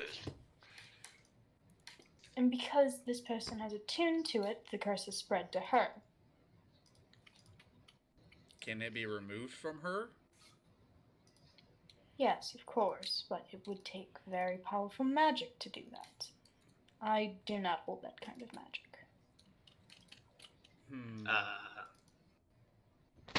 A remove curse is something that can be used, and that is a 3rd level spell for clerics and stuff. Or there are other ways. Perhaps you can investigate into getting it. But Is she fine for right now? as long as she doesn't go berserk, yes. Now, when you say berserk, please specify, because Joe's a little weird with things. Joe's just now sitting on the floor in between the two as they're just, again, looks like the kid that got sent to his office, just kind of like drawing in the dirt with their finger, like She not will be looking fine at for him. now. If she's fine for now. I walk over with Jack and we both start rolling a ball of yarn. To back and forth. Jack is reluctantly allowing playing with you. It seems to have been convinced to stay so far, but it doesn't have any sort of companionship kin with you just as yet. How would I go about forging? Roll an animal handling check. See what happens. Not Sleep being with giant a- dick. 14. He seems to be picking up with it a little bit, little by little. I love it. I was playing this Hojo exotic pun, but I guess that got was shot in the foot. Well, we did get a beef jerky pun. Joe needs a big animal. She needs something that you can put on like in a headlock and not kill it. She's like I want an owlbear. she's gonna be like Lenny from Jesus. Of Mice and Men. Oh, Jesus Christ. so. I'm a timid rabbit, George. As you all like sort of congregate, one of you also notice that it seems that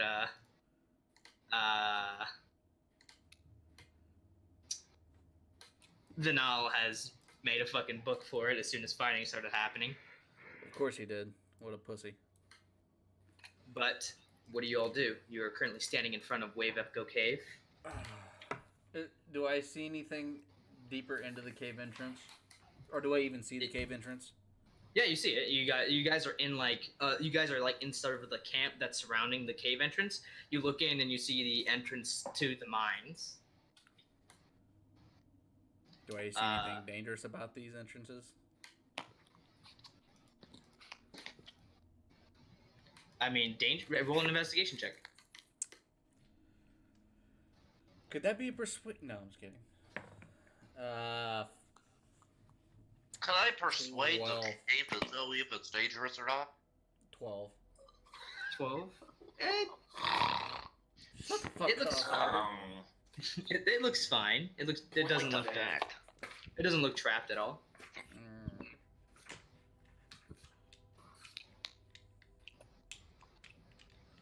So, Thea, as you finish your reading as you're done talking to Mandardus, you put your cards away for now. Hello, everyone. Who are you? I think we're past the hello part. Not all of you. I haven't met all of you. I've met these few people, and the rest have been doing their own. Oh, welcome. Say hi, I'm Okara.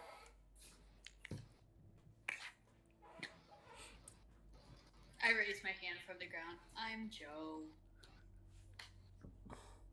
She sounds so defeated. I still like your tattoos. Shut the fuck up, Signa.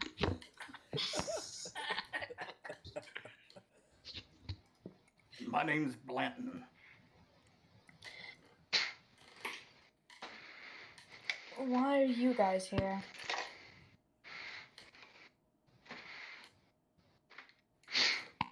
Found a map, saw an axe. Sounded like a good plan. Well, why are you here? Would be a question back at.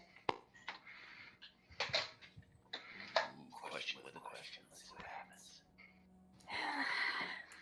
Technically, I was kidnapped. Do you know why you were kidnapped, or? All I know is that they stole my research, and I'm going to kill them. Who stole your research, and what was the research? Can't tell you about the research. It's about my magic. You know, the thing I'll never tell you about? But anyway, I don't know why the fuck they wanted it. So Thea, you remember being approached by this individual this pompous, sort of self-important kind of drow who went by the moniker the Black Spider. He seemed really interested in your divination skills. This jack-off named the Black Spider, some drow, really was into divination. Somebody better take that shit. And I would like to get my research back. Sort of important.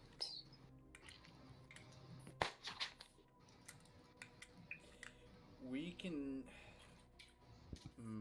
I'm going to pull Signa aside and I'm going to talk to him and be like, do we want to let her come along and help her get her research back? And then, maybe, have her come back to the manor and I can try and learn this research as well, because more magic equals fun. Yeah, we'll get you more magic. I got it. I didn't say me more magic. I can't practice this magic. This is beyond my understanding of it. That's why I want to look into it. Yes. We'll take her. We're here to kill people too, so. I mean, you're not wrong.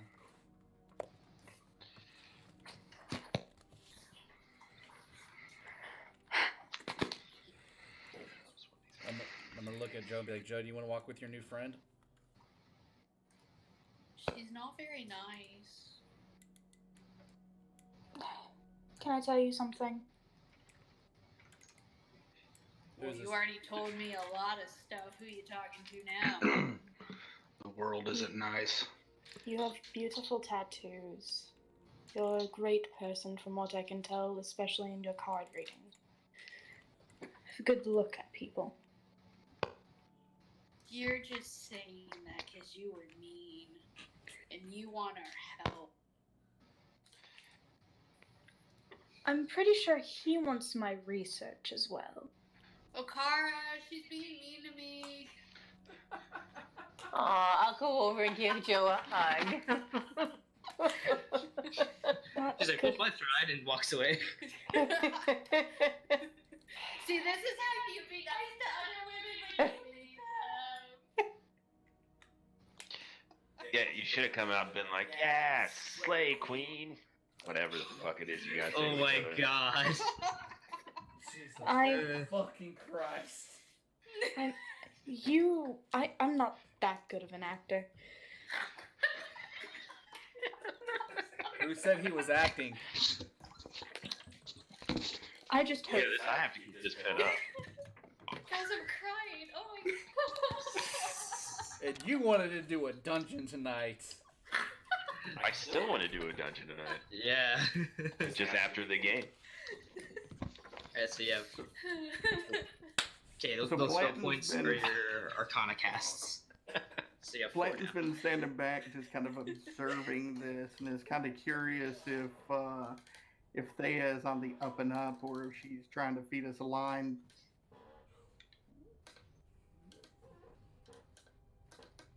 He like staring at her. Oh, roll an insight check then. Roll an insight. She seems fairly honest. She seems genuinely angry that her research has been taken and her that she had been kidnapped. She doesn't seem to harbor any ill will towards y'all. Okay, we'll take you on one condition. If we find a quarterstaff, you're taking it. No questions. I know where that's going. Fine, I guess. I won't be using it. She like flips her cards in her hands. I have these. It completes the ensemble. Just trust me. You wear it on your back or something. There. I'm being made fun of, and I don't even know you people for maybe an hour. Oh, you want to talk about being made fun of for meeting somebody right away? Really? I mean, I didn't make fun of you. I was being completely honest. Uh-huh, and how do I know that? Am I lying? Joe, she was telling the truth. You did just randomly run up to her and start waving her arms around. What? I don't know who you're saying what to, but okay, if you I heard- first, why didn't somebody tell me? I heard Steven say something and I was like, what? I said, to be fair, you didn't walk up to her and just start waving her arms. Oh, okay. I thought you were saying. Never mind. Keep going. Well, I mean, we're all here. Nobody's hurt, right? Everybody's good to go? But this time, Clyde is Blanton hurt. has kind of like lost interest and started walking into the entrance of the cave. Okay, so who's taking the skull bombs and who's taking the money? Well, who's got the highest strength out of all of us? Because that seems to be a. Well, it's a strength or dex. Oh, that's. So I'm 16 on each, but I've got a shit ton of weapons, so I don't want to like Yeah, and I don't want get it. encumbered at some point in time. And I don't want it 'cause I got magic. Strength, I'm at 25. Yeah, take some skull bombs. You can wear it on your chest. 25? Cool. Shouldn't it just be 20? I Oh, know you it mean- says No, it's 20, so she's got plus 5. 20 plus 5. Okay. Yeah. No, So- 25. Intelligence. So okay, it is. So if Joe is taking the skull bombs, I'll add it to her thing. I'm a big girl. I can do stuff, guys.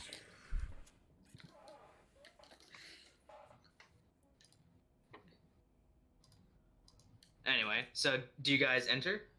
I mean, Blanton's already Blanton walking walks out and in. he's already cleared the cave. So okay, you all see Blanton walk in. Anyone? So what's the marching order? Do you guys like to do this in? I'd like turn back and see if Jack's gonna come with. He does, but he like sort of tails behind cautiously. Sparky's gonna sit on his back. Sparky flies over. on Jack's back. Sparky and Jack. Yeah. Start of a new buddy cop movie. Dragon is. One's a pseudo dragon. One's a beat tough lynx.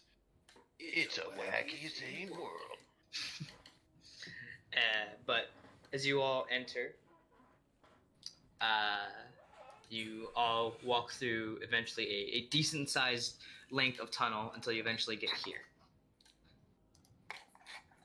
Now, there's no need for your player tokens unless I tell you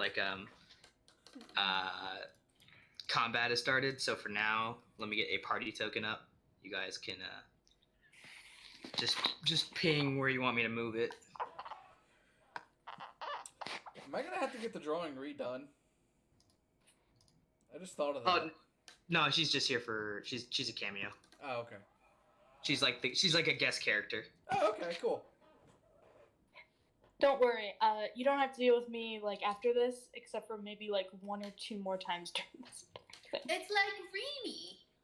Yeah, and think of her like Kasha and think of her like Kasha and Zara. She'll show up every now and then. Okay. Perhaps when the plot demands it, and by plot I mean how bad I want to make the encounters. So apparently you want to make them horrible tonight. Like the cabbage guy. Anyway, so this is you guys right now. Where would you like? Just ping to me where you want me to move it. This represents you. Well, just Sparky, because Sparky has really good seeing apparently, keen senses. So does he see anything that needs to be relayed to me at all? Roll a perception check for Sparky. With advantage? Yeah, because sight and smell. Yep. Well, that for Sparky, that would be a 17. 17? Sparky smells the air, and you get the feeling he relays to you, lots of death.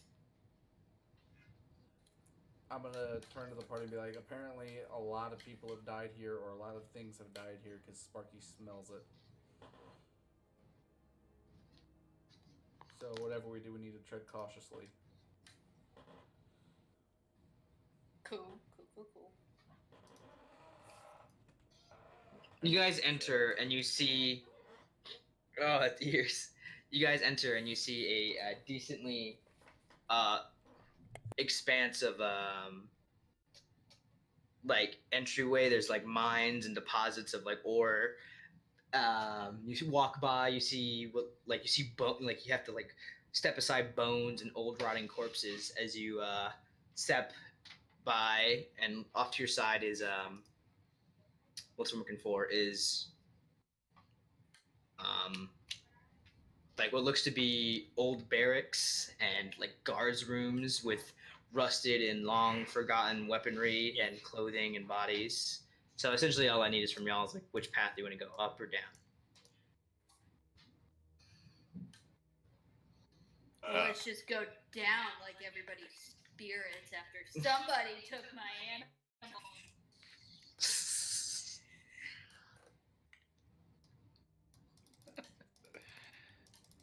So up?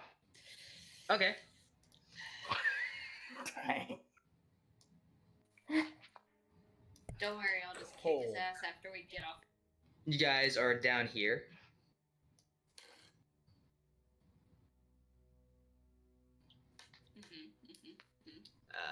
Here, let me get the party out.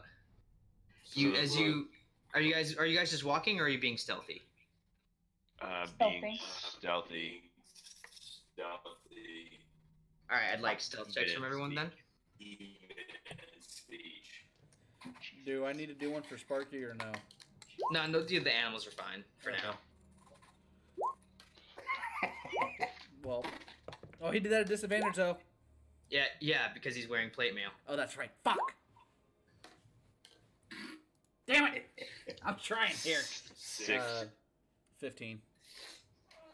Like 15. Just running along like a pipe. Clank, clank, clank. Yeah, it is a clanky, clanky, clanky.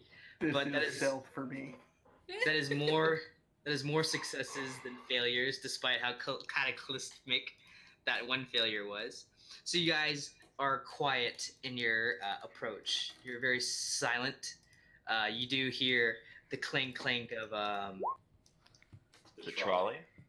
what looks to be of of the trolley, but you see you do pass several deposits and like little area, and you see some hissing, and you might manage to like pull aside, and you notice the presence of ghouls and zombies just milling about, but you manage to avoid them.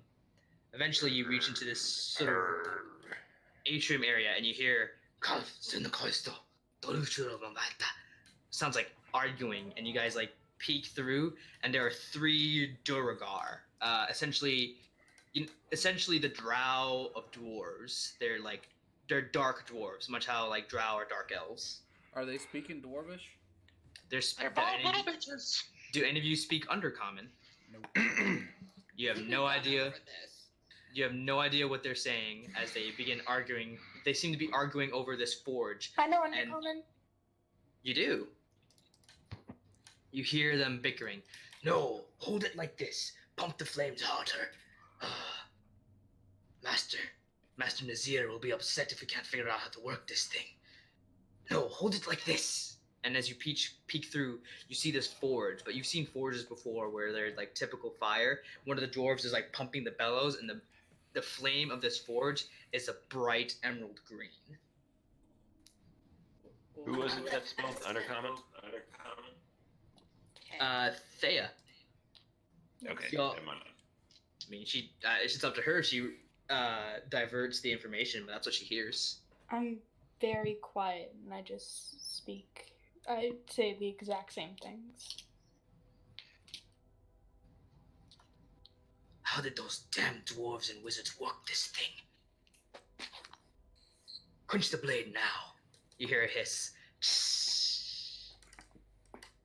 They pull out a blade, examine it. No, it's not good. And they toss it aside. Ting, ting, ting, ting, ting.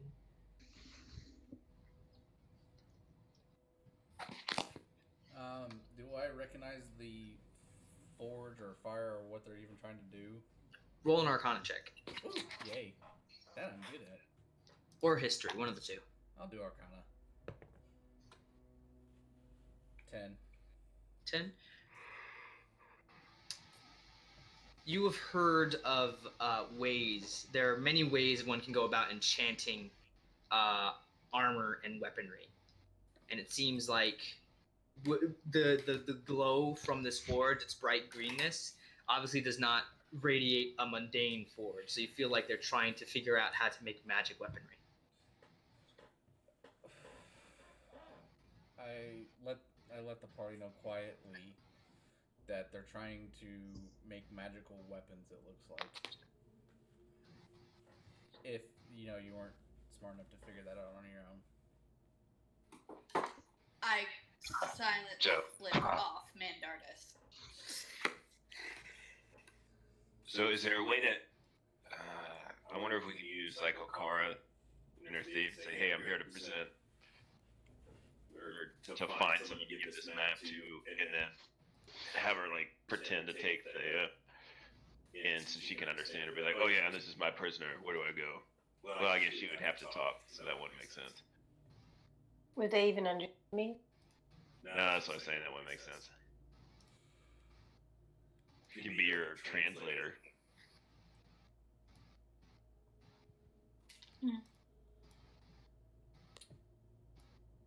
We could do that, or we could try to sneak past them.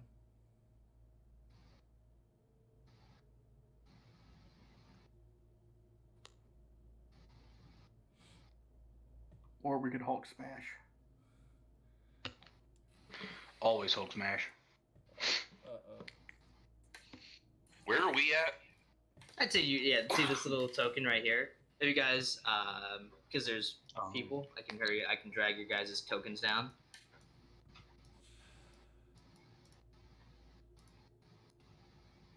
You can move them in whatever order you want. I'm just dragging them down right now. Is this thing right here a wall or a shadow? It is that's a wall. That's just a shadow. Okay.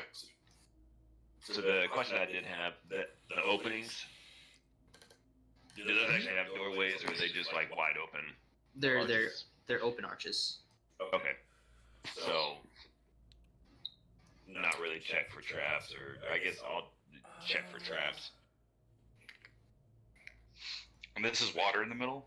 Yes. I need Signa, and I need a Grim. Maybe they'll be friendly.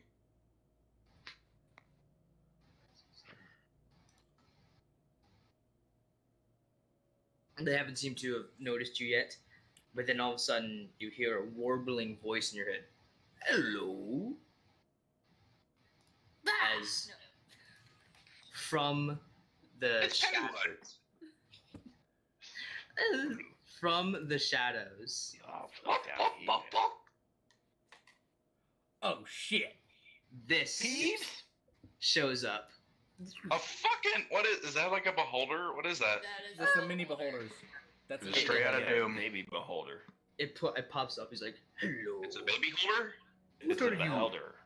Are you one of the workers here? It's a someone roll a history or arcana check if you want to figure out what this is. But it seems to be talking in your head in this warbling, sort of, kind of borderline insane voice. He's like, hello. 19. How can I help you? Yes, we're the night shift. Thea and Mandartis, you recognize this as a spectator. There are a sort of offshoot of a beholder, and what people tend to do is wizards tend to make contracts with these things, and they use them to watch over certain things that they want protection from. They want to protect. They will hire spectators to watch, like, say, their hoard of gold or magical their magical armory or magical forge, and protect them from outside forces. But this one seems a little unhinged. Who's really for Georgie? Are you all here to? What are you all doing here? Are you workers? No, we're here to hire you. Is it speaking common? It is not speaking. You don't see its mouth moving. It seems it is a voice in your head. Mandartis, you recognize a sort of telepathic thing, and it seems to be conveying telepathically in words. But it's words that you all understand, but you get the feeling if it actually talked, it wouldn't be in common. But it understands us, right? Snape, Yes. Snape, Nora, shake your Bobby line. I'm just gonna say no. We're here to hire you, actually, For what? to watch over some gold. Unfortunately, I am currently in a contract with these mines. Been so for a few hundred years now. Oh, it's ever so bustling. All those people, those silly dwarves and humans working away. And you get the feeling like this guy is a little bit iffy because his mine has been abandoned for years. Can you give us a tour? Oh, not in my job description. I'm only supposed to watch the forge. A couple of people are working on it right now, but I assume if you want to take a step away and wait, I'm sure they'll be done eventually from whenever you want to do your project. Can we look around while we wait? Of course. Are you workers here? We're the night shift. Roll a deception check with advantage because he's Special. he's pretty easy to. Bat shit. You want all of us up here He's not to roll, or just who do you want Just to the roll? one talking to him right now. 14. 14? Oh, yes. If you're the night shift, you're more than welcome to walk around. I'm gonna go back to my post. And he watches as he vanishes once more.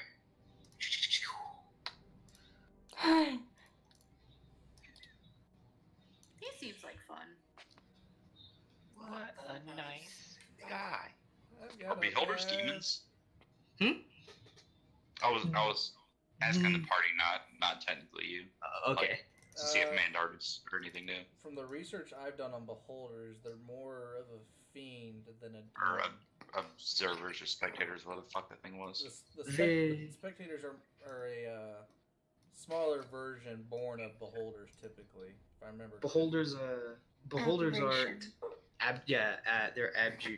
they're called abjurations. I thought they were fiends. No, fiends and demons are two completely different things from the nine hells. Abjurations are like Abjurations or aberrants? Right. I think it's aberrant. It's whatever.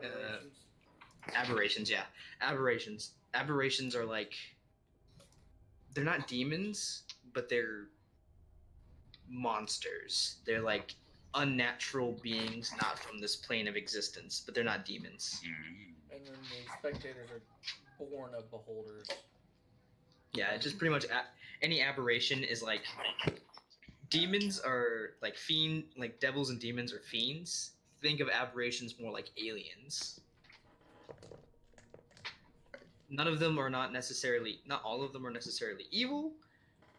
Like, spectators are like often hired to protect things. They're lawful beings that'll adhere to their contract so long as you adhere to yours. And typically, if the contract's broken, they won't like fight you. They just leave. So the Durgar are still up there working away. You hear the hammers and the pivots, ping, ping, ping. So I'm gonna like move ahead, and if they see me, I'm gonna try talking to them in Dwarven. Okay. Yeah, they hate you guys. It's dark in here; they won't know the difference. I mean, he's not wrong. Rub some soot on your face. Wow. So go ahead, move your character token where you want to move to.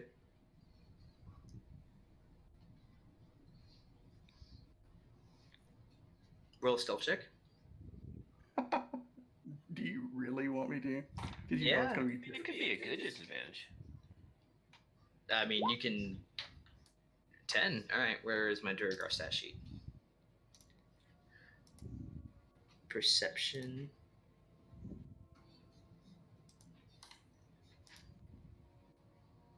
Disadvantage because they are freaking working.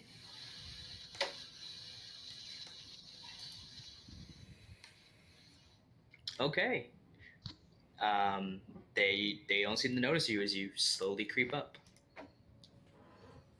You hear another quench of a blade, another curse in Undercommon that you don't understand, but Thea you recognize as more frustration.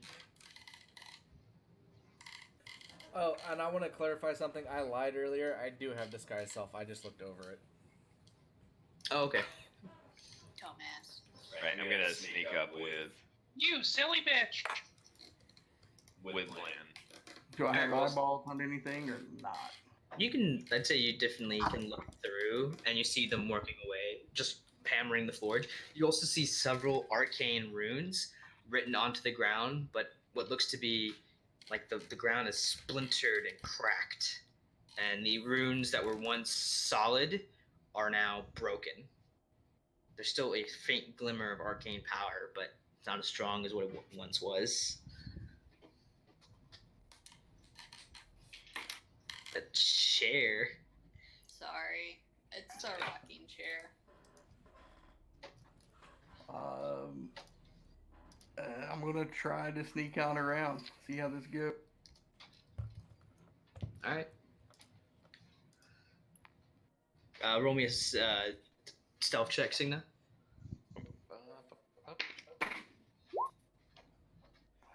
11. 11. All right. I'll do another one for the Durgar. And mine was a 7. 7. Once again, a disadvantage. Even with the 7, they don't seem to notice you. They're just like arguing with each other. Okay, can I cast the minor illusion cantrip to make the fire and the hammering that they're doing, the sound of it amplified a little bit to where we'd be able to walk through a lot easier?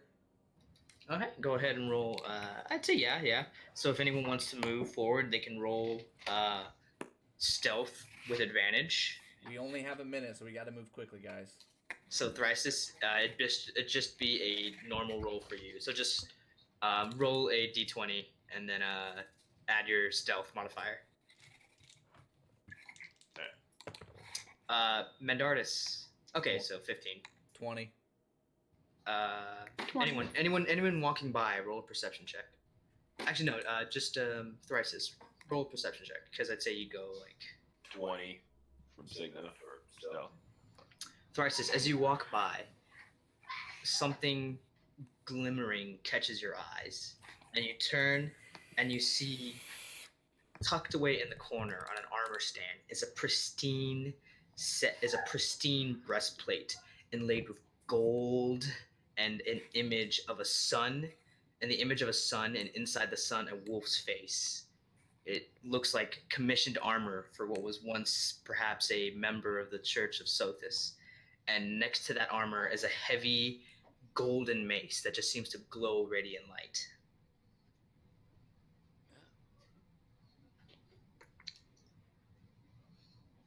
I'm definitely gonna pick it up. It's in the room with the dwarves. I'd say it's in this room right here. Okay.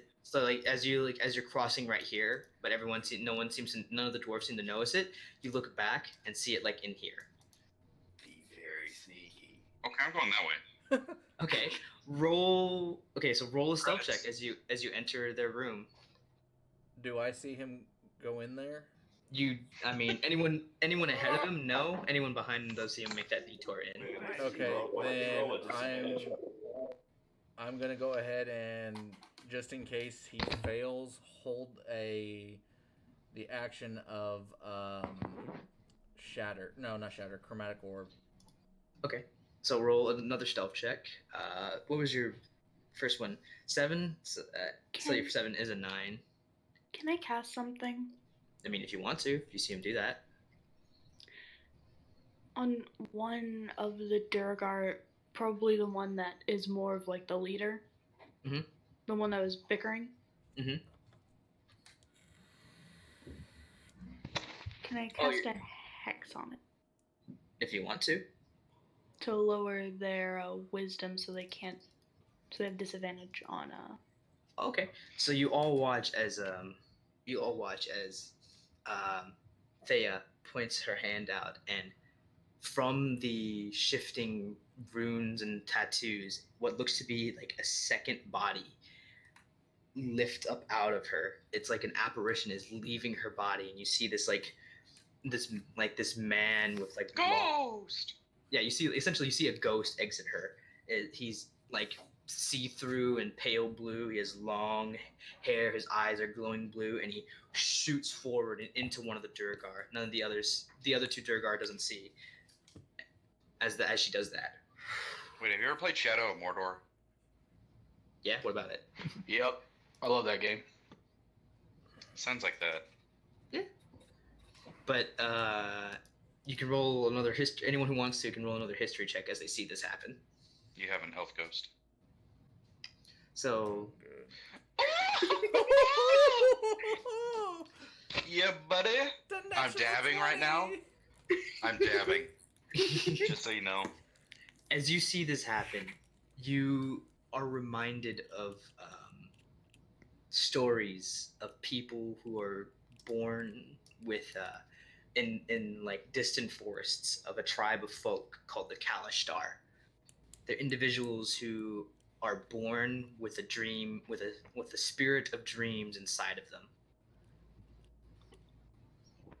So the spirit of dreams are typically seen as guides and guardian spirits that inhabit the body with these people. So essentially, she's a breed of tribesmen to the far north that are all born with dream spirits inside of them. And these spirits are guides and guardians for these people. They often tell them and talk to them and give them advice as they go throughout their lives. And so now these Durgar will roll with disadvantage on their perception checks.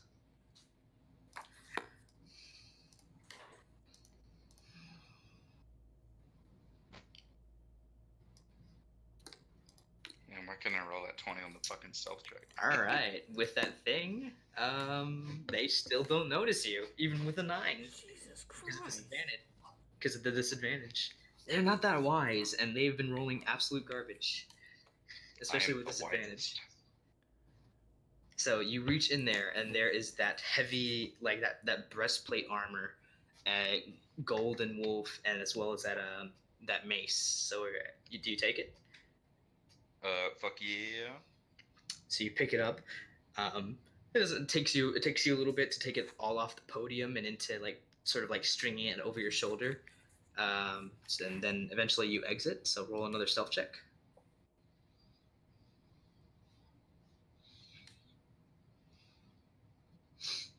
Five.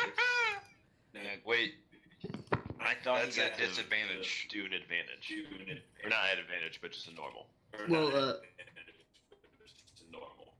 eventually the minute ends up. However, the Durgar do have, and if you change to minor illusion, you'll lose your chromatic orb. No, I'm still holding the chromatic orb. So eventually, minor illusion does fade. Yeah. So they're gonna do another wisdom check. Disadvantage, but not this time. As you're walking, the clink of the new armor over your shoulder, and all the Durgar turn as they see you, and they like intruder. They shout out, and they're all going cast to chromatic orb. All right, go ahead, cast it. Hello, boys.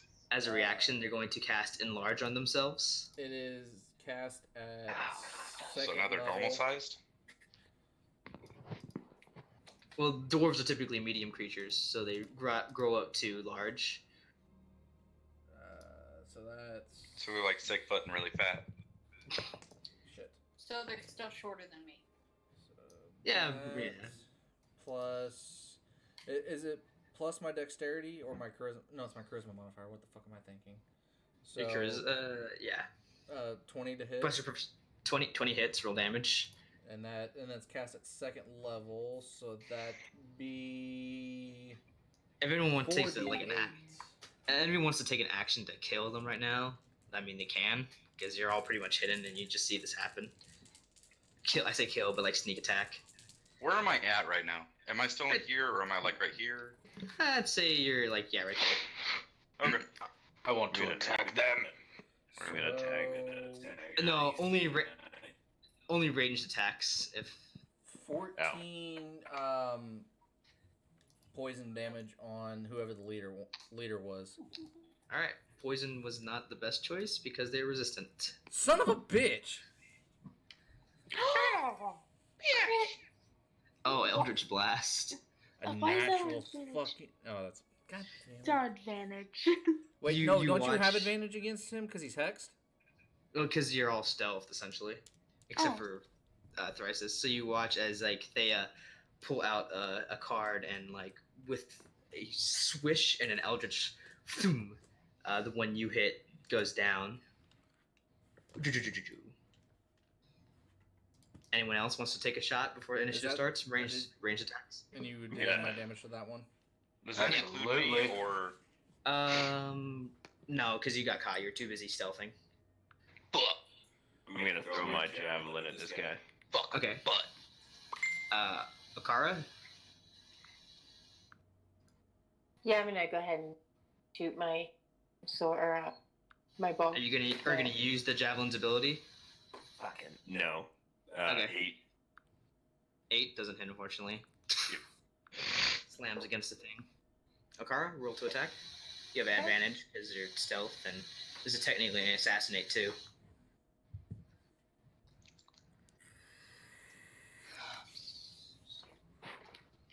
Alright, so roll sneak attack twice. With advantage or just normal? Just normal. Well, I mean, like, normal is normal damage, though. 8 and 3, and one more d6 for, so just roll a d6 for the short bow. 2, so 5 plus 8 plus Yeah, he's dead. So, seeing his two brethren get cut down quickly, the third one who was about to go into combat now sees he's very outnumbered and shrinks down and is like, wait. He starts speaking in broken common. Don't kill me. I say in Undercommon, I can understand you. Give us a reason why not to kill you. Because you're all kind and compassionate people. I just... I can give you my gems. Yes, and... He reaches over to like a leather bag on the ground and like tosses it towards you, and like a bunch of uncut and sort of rough-hewn gems come spilling out. You just alerted people, didn't you? No, I promise. They're all deeper within the cave. The rest are with Nazim right now, or Nazir. I just take a card out and put it up to his chin.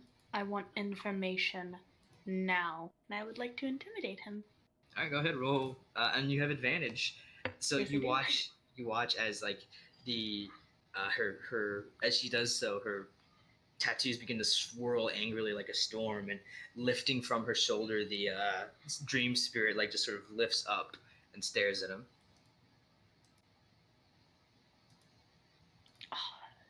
Oh God, 10. 10. He's like, look, all I know is that they're deeper in. We were just told to do this. If you let me go, you can have the gems and anything else in this room, and you'll never see me again.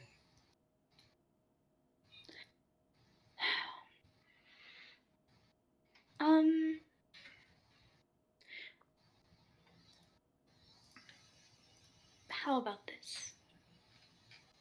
I'll talk to my lovely friends here. Check my magic items heart. I'll talk to my friends. You stay right there. You move an inch. The one with the giant axe will split you in half. All right? Okay. I go over. You said he'll give us all the gems if we let him live. We'll never see him again, and if we do, we get to kill him. And he won't give me a lot of information, but they are deeper within the caves. Also, if he moves, you get to split him open. I don't care who, just someone. I mean, we can always time up and take your shit. I'm good with that option. I can already feel someone complaining. Shouldn't we be at least a little...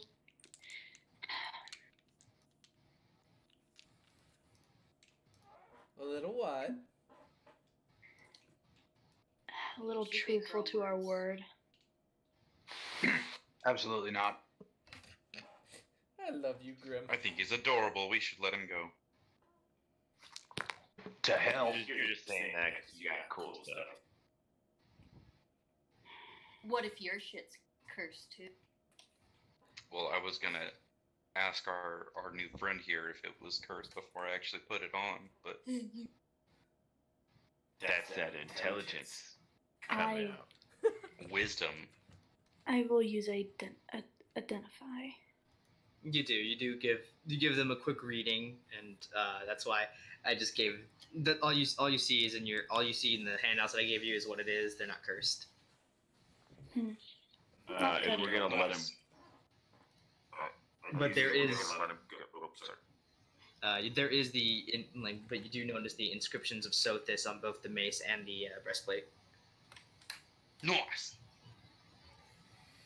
Durgar, as you all are conveying amongst yourself, who's watching, like keeping a direct eye on him? I was gonna say I am, because I'm kind of back here. Here, I'll move to about here and just stand in the doorway and stare him down.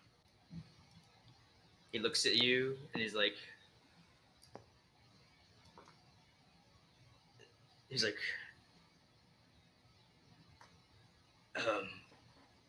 not to alarm you, but I think I hear them coming.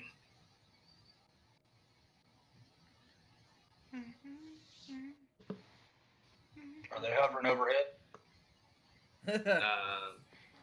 Roll a perception check. Roll a perception check.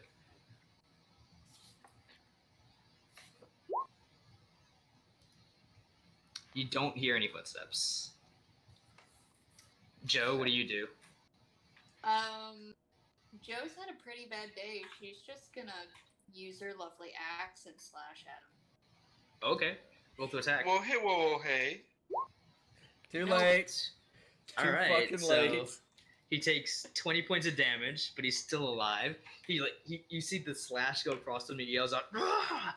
But then as he stumbles back, you watch as he fades out of existence. It's a flesh wound. Wait, what the fuck just happened? You hear footsteps as an invisible person is running away. Fuck. Josephine, he pushes past you. You can get another attack of opportunity, but at disadvantage. Yeah, fuck that. We'll still go with it.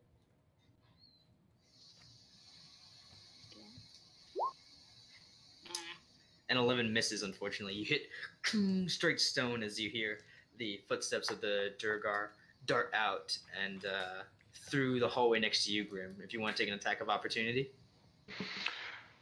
But with disadvantage. Down here?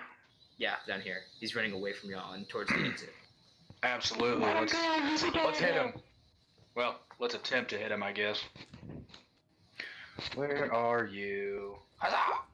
Damn it! Unfortunately, no. You swipe at the air, and you hear the quickly retreating feet.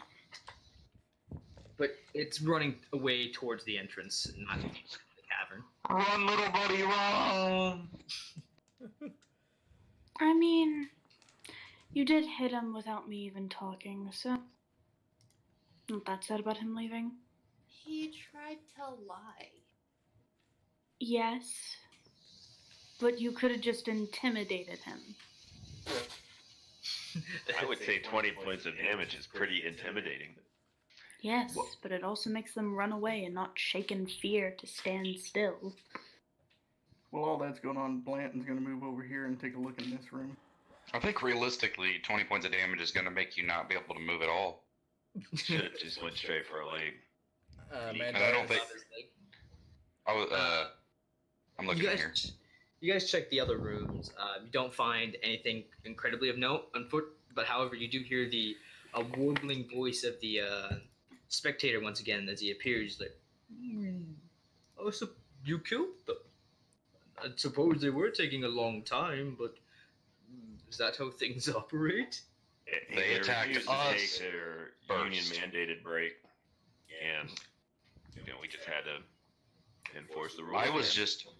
I, as a night shift person, was just walking over here, and they attacked me and became aggressive. So we had the right to defend ourselves.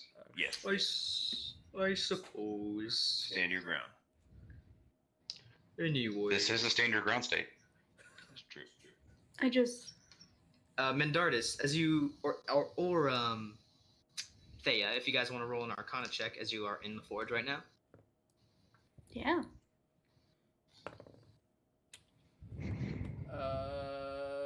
15.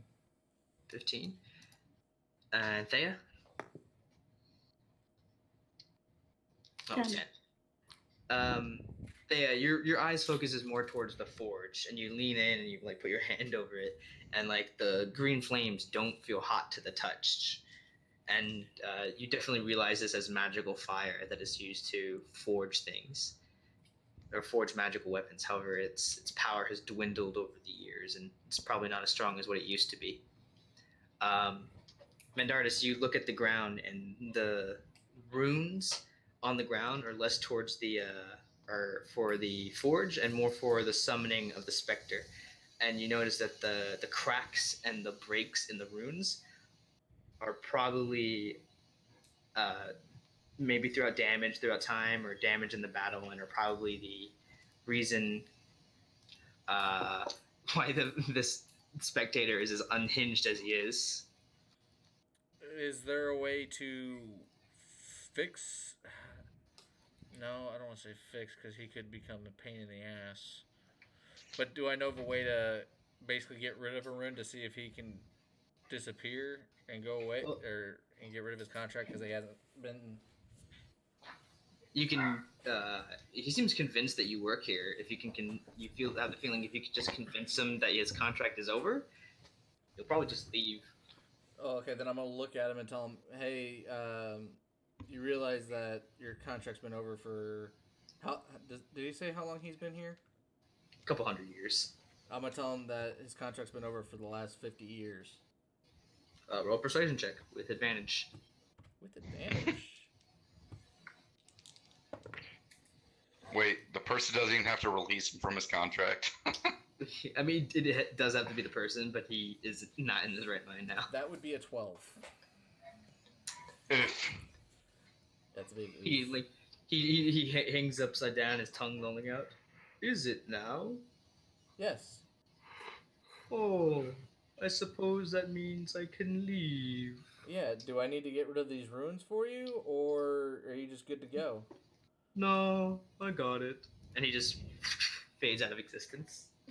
bye, buddy. I hope you find your dad. Well, we don't have to worry about him no more, hopefully. And you watch as all the runes on the ground fade and lose their last remnants of power. Yeah, we don't have to worry about him no more. I hope he gets his mind back. What a sad fellow. Should we continue on? Let's go. Let's move. Alright, pushing forward, you all eventually make your way into a tall atrium-like area with. I know I don't have I don't know how to have a picture for it, but it's a tall atrium. Like a tunnel. It's a long, dark butthole. It's a tall atrium-like area, and inside of it, you see several other Durgar like making camp, and just sort of off there reading a book in like an actual bed, while a bunch of other Durgar are like just sleeping in like cots and stuff. Is a rather regal-looking drow with like long blonde hair, and he's reading a book and he's poring over notes as they seem to be in this base camp area. Guys, roll stealth checks, please. Is it my book? Yes, in fact, it is. He's reading over your notes. You guys are coming out over here. I sorry guys. I rolled a 3. I rolled a 3. We all walk in with Benny Hill music playing. I don't even want to roll stealth. I just want to down there. I forgot to put away my glowing mace. 1, 2, 3, 4, 5, 6. This is where the rave's at? Hey guys. Oh wow. We're missing Signa. There are a few. Where are they? DM shit encounters with the Black Spider. He's sort of. I know I don't have. He's sort of there. And there are a few Durgar scattered about like. Holy so there's like. Shit. This fucking thing's massive. Okay. I just want to. Like I said, it is a big atrium-like cave. I do want to look and make sure Sparky and Kenny are still hanging out, being good friends. They are. They're just sort of hanging back.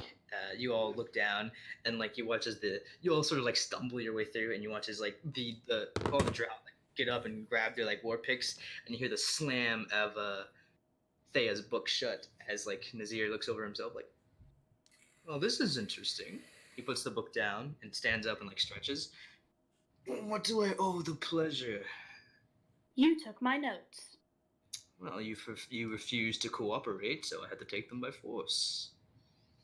And I'm taking them back. If you would like to assist me with my endeavors, I'm more than willing to help you give them back to you normally. All I asked was for a look to them. He looks at you, and I believe the rest of you are the folks that took down Iarno and have been an enormous thorn in my side for the past couple of weeks. That's us. A thorn in your side. I'll give you a thorn in your side. He's this drow with like long flowing white hair. He holds this black staff with a spider on it. He sort of leans against it. He's like, well, what business do you all have here? We came to get her notes back. Is that Wait, it? that's only part of it. We came to do some other shit too. Probably kill you. I'd like to just walk down the stairs by now. As you do so, a few of the Duergar like step up and get closer. I just want my notes. You're more than welcome to have them back if you cooperate. You never told me what to cooperate with, and someone who steals my notes doesn't seem like a very sane person. Your cooperation is for you to just sit down and listen, little girl. I'm gonna walk down by her and look at him and say, "Excuse me, but you don't call a woman a little girl." Pardon me, You Duller. The little adults. boy. Pardon me, Duller. The adults are talking. How far away is he from me? How far away is he from me? In feet. 60. I'm casting Hold Person. Okay. So go ahead and discard that card and draw a new one. about my wiener. And everyone else roll initiative, please. Hey, I actually didn't ask this back then. The bone javelin is just an assume, like I pick that up after each time I throw it, or So yeah, like it, like Yeah. unless like after a combat, it's just assume you go and grab it. gotcha. Wait, why can't? Oh, that's why. I'm gonna make this I've one easy cast- for you. I've cast the Emperor. There you go. All right, you've cast Emperor. That's your Natural one. So- second. That is your second card cast for today. You still have 3 more, I believe. Mm-hmm.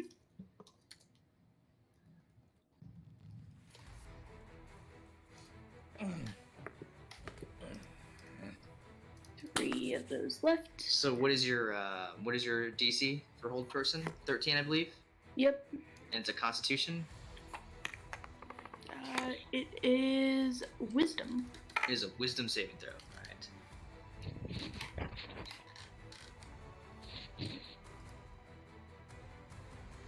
Oh, why was that disadvantage? What was the first roll? 16. That's because I had them on disadvantage so it's a 16 for the Durgar. And now time for Nazir. The Black Spider, or Neznar. Bastard.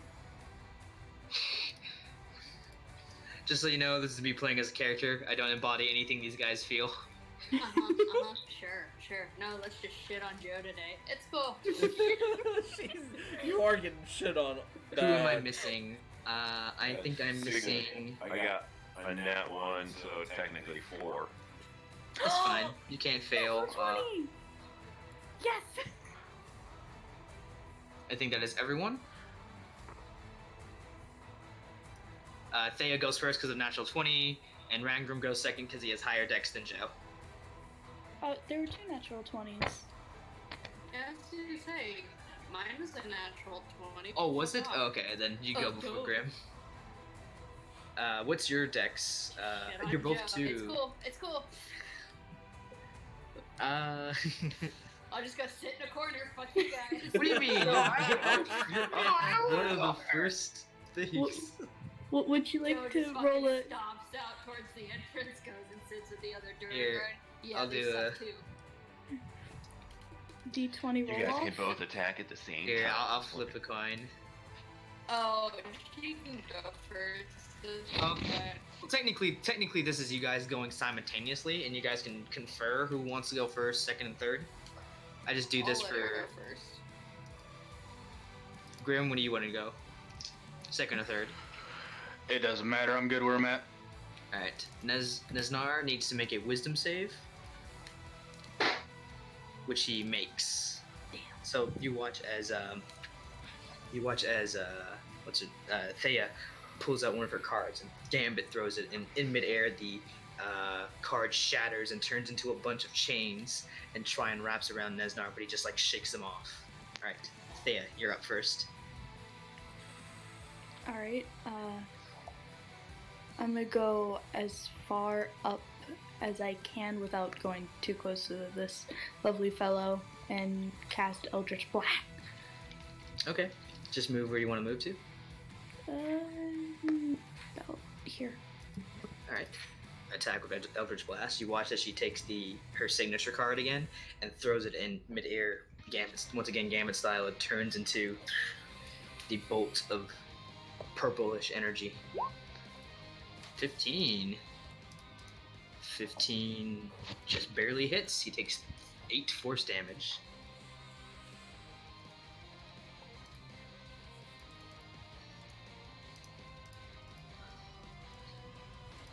Not bad. He's not a tough guy. All right, Joe, you're up next. Okay, let's see. How do you do the measure?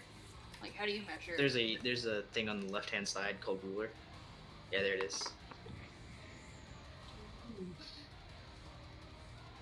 Yeah, I don't know how it looks like on the app though. Like there's a select, your select button, and on the left. No, I'm looking at it. I don't think it works with like that way with the app though. Well, fuck that shit. Okay. I can measure it out for you though.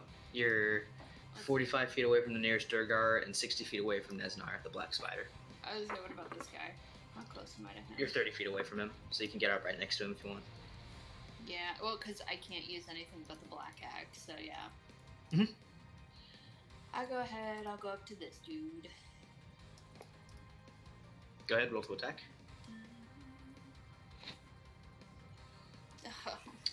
Fortunately, an actual one does not hit. You just slam in mid-rage after Nesnar's taunting. You just slam the axe down and hit nothing but dirt. Alright, I'll go ahead and rage. Alright, you rage as your bonus action, so you're now raging. Alright. Grim, you're up. Okay. Let's see. I want to move to the bottom.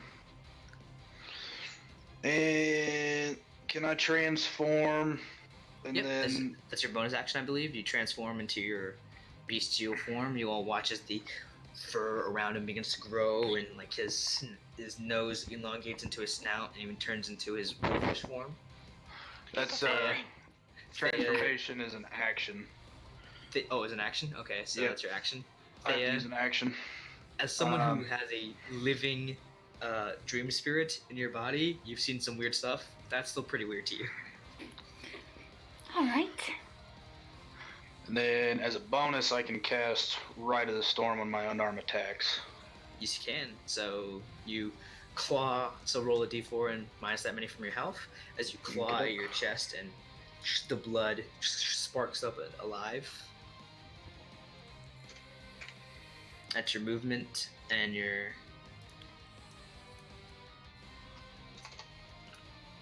action, bonus action. Mendardus, you're up. Okay. I have a quick question. Every time I click on Resilient Hide, it changes my HP to 15. Does it? Yeah, every time I toggle it on and off, it changes my HP, so I have to keep changing it back.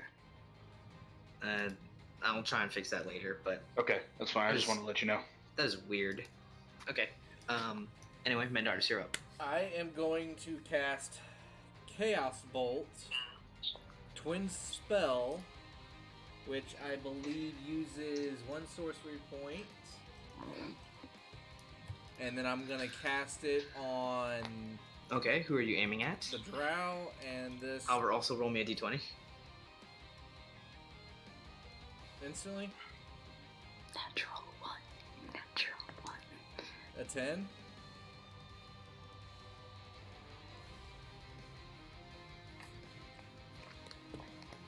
I just realized I was muted. I don't know how I got muted, but I rolled a 10 for the d20 roll you wanted me to do. Alright, that's fine. Your magic doesn't go wild. So who are you aiming at? The Drow and the Dungar right in front of him. Alright, roll to attack. Okay. I got a 19 for the Drow or sorry, That hits. It'd be 22, and then a 10 for the Dungar. Oh, the Durgar? You miss with the Durgar. Then Ties of Chaos. All right, roll again. But as you That go, still misses. Sorry. You toss these two bolts. One goes off and slams into the wall next to Durgar. One looks like it's gonna go straight towards Nesnar, but he holds up his hand, and you see familiar arcane runes as he casts shield, and it just scatters off against it. What a So he bitch. takes no damage whatsoever. Yeah, neither of them take any damage. Well, here, is it 3d8 for the Chaos Bolt? It's 2d8. 3d8 Oh, yeah. if you cast it at level 2. Oh, that's... Well, on the thing it says 1d8 plus 1d6, so 2d8. I'm using a variant thing Oh, for okay. it. So, okay, yeah, no, never mind.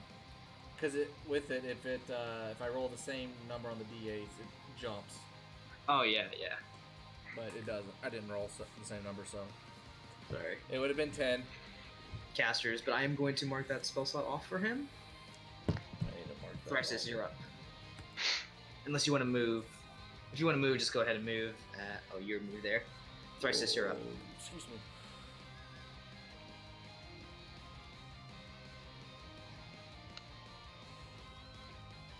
God damn it, it changed my name back. Yeah, it's okay. Only you can see it, and me.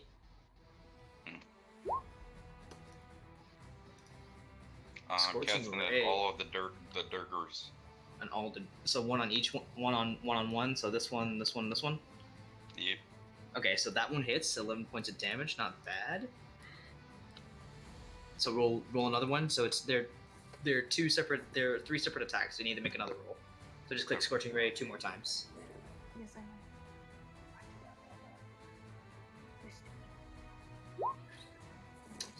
8 doesn't hit the second one.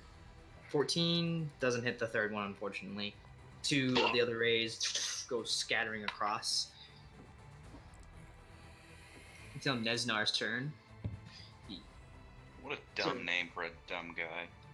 He wipes the blood from his mouth after getting hit by the Eldritch Blast. He's like, "You all are in a lovely little circle," and he points, and you all watch as these strange tattoo on his arm begins to glow. His eyes roll in the back of his head, and he shouts, "Balgura."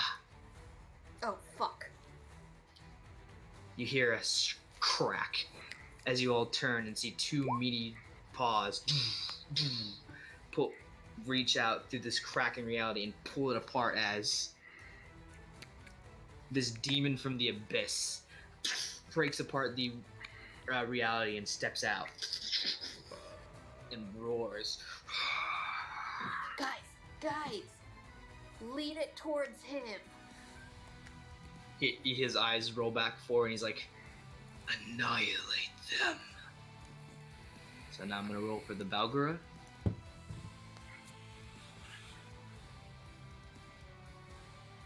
Initiative. Wait, I thought with Boggers though, once they were brought into existence, he didn't have any control over them. He has minor control. He can give one order and that's it.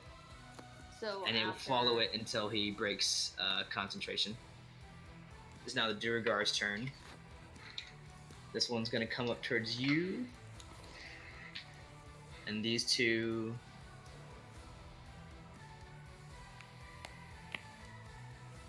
What is the speed of Duragar? 25 feet. So they're both gonna come up on you. Mm-hmm. Thea. Alright. So...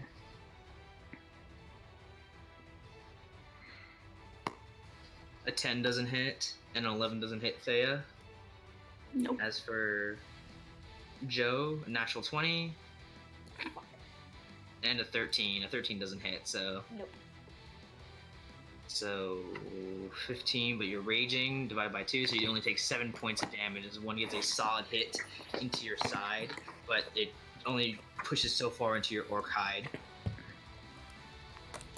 Now the Balgura's turn. It roars at the top of its lungs. And is going to go into the middle of y'all This is a large. Whoops. Daddy. As soon as he touched me, he died. There it is to back. It's going to. It can share space, so it's going to make one attack against each of you. Holy shit.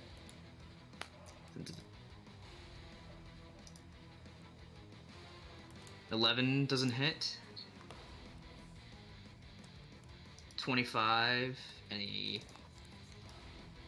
16. A 16 doesn't hit Thrisis. So the only one that gets hit is Blanton. And you take 10 points of damage as one of the fists comes rocketing in and slams into your chest, and you let out this heavy. But this demon is currently not surrounding, but in the midst of you all, just swinging and biting like mad. Okara, it's your turn. I'm gonna go ahead and sneak attack the big guy. All right, go ahead. Roll to Like attack. itself. And I'm gonna use aim with that as well. All right, so you have advantage. It's not a smart demon. It's just pulled out and given one order. You need to roll to attack though, not just sneak attack damage.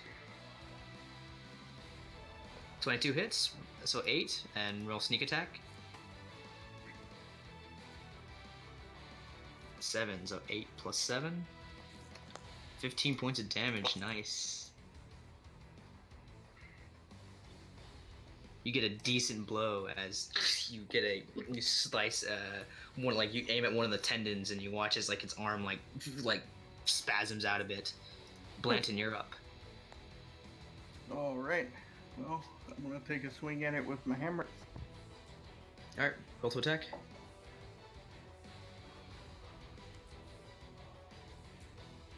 Ooh, natural 20. Unfortunately, you only rolled a 1 on your extra die. Oh, but hold on. Oh. We're gonna do Divine Smite. Oh no. Oh, yes. Alright, so roll the Divine Smite damage. So that's 4d8 because it's a crit. So you roll 4d8 radiant damage. Oh, yes. 12. Nice. 53 minus 9 minus 12. Ooh. You take your warhammer and you spin it in your hands and you watch as it begins to glow, and you take one heavy swing and hit it and like you sort of jump off like a nearby staircase and slam it into the back of those demon's head. It lets off this horrific guttural groan as you fall back down and smile in satisfaction as you slam this creature against God back. Just smite him with the strength of your lord. Signa, it's your turn. Oh, I finally get to do stuff. Right. Since he has other people, can I flank him, or is he just too big? If you move here or here, you can flank him. Okay, I am going to here, and then do double attack. So it's advantage on both the attack. Yes. Ooh, don't even 19, and that crits. Oh, you do crit on 19s. So that needed 19 and for the huge, so technically it's 25. But no, 26. It's 1d8, so 2d8 plus 4. 2d8 plus 4, yes. And then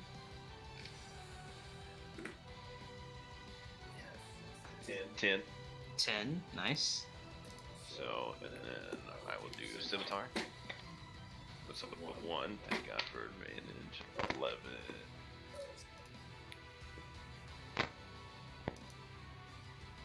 17.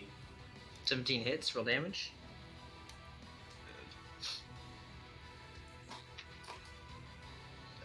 D4s. Yeah. 5. 5, nice. Alright, so 17. Alright, that's your turn. That was your action, movement, and bonus action. Unless you want to do your action surge. Not right now, no. Alright, Grim, you're up.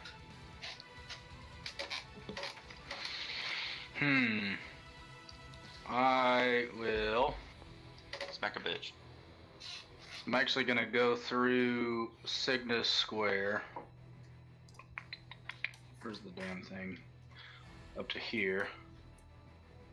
And run over to here, I think it was. So you're gonna take an attack of opportunity from the Durgar?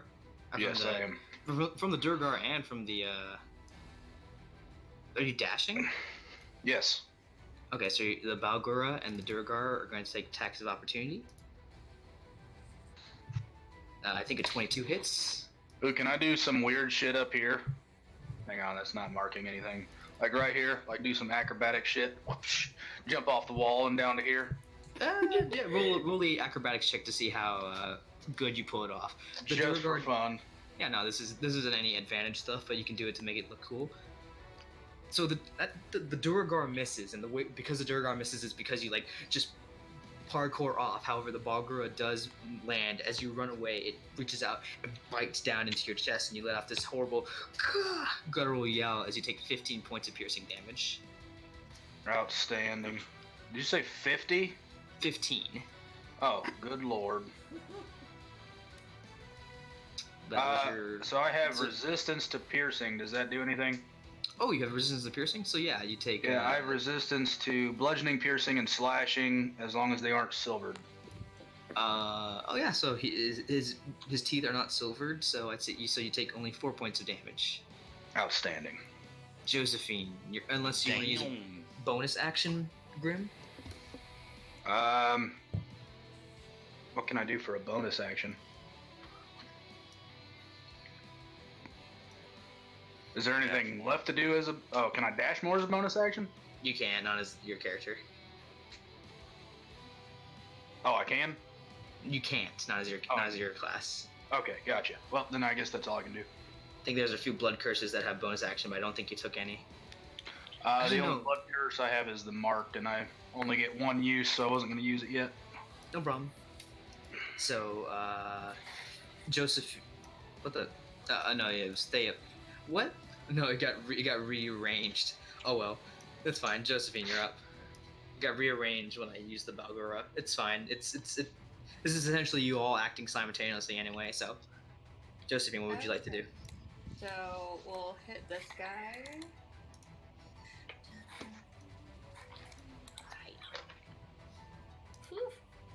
Ooh, 26 hits. So that is 9 points of damage.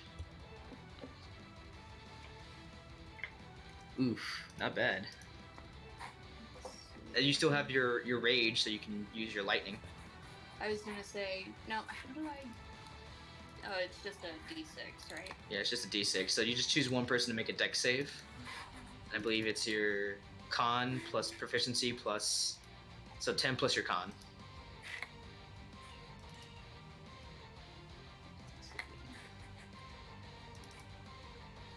Natural one fails, so go ahead and roll a d6 on which one you want to hit. The one you hit or the one you didn't hit. Did it... I always get hit. Let's go ahead and do the one that I haven't hit yet. Try to get on. Ooh, 6 points of damage. That works. Alright.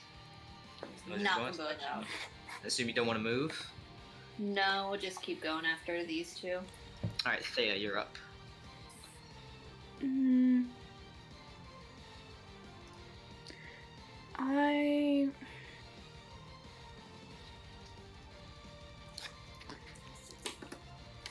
So I'm curious. Mm-hmm. Even though we're underground, could I still make... Can I still use Entangle? Yeah, you can use Entangle.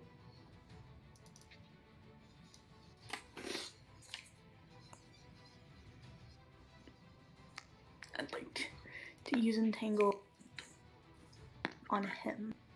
Okay. To make sure that he can't get out. Alright, so you toss out the card that casts Entangle. I believe that is a...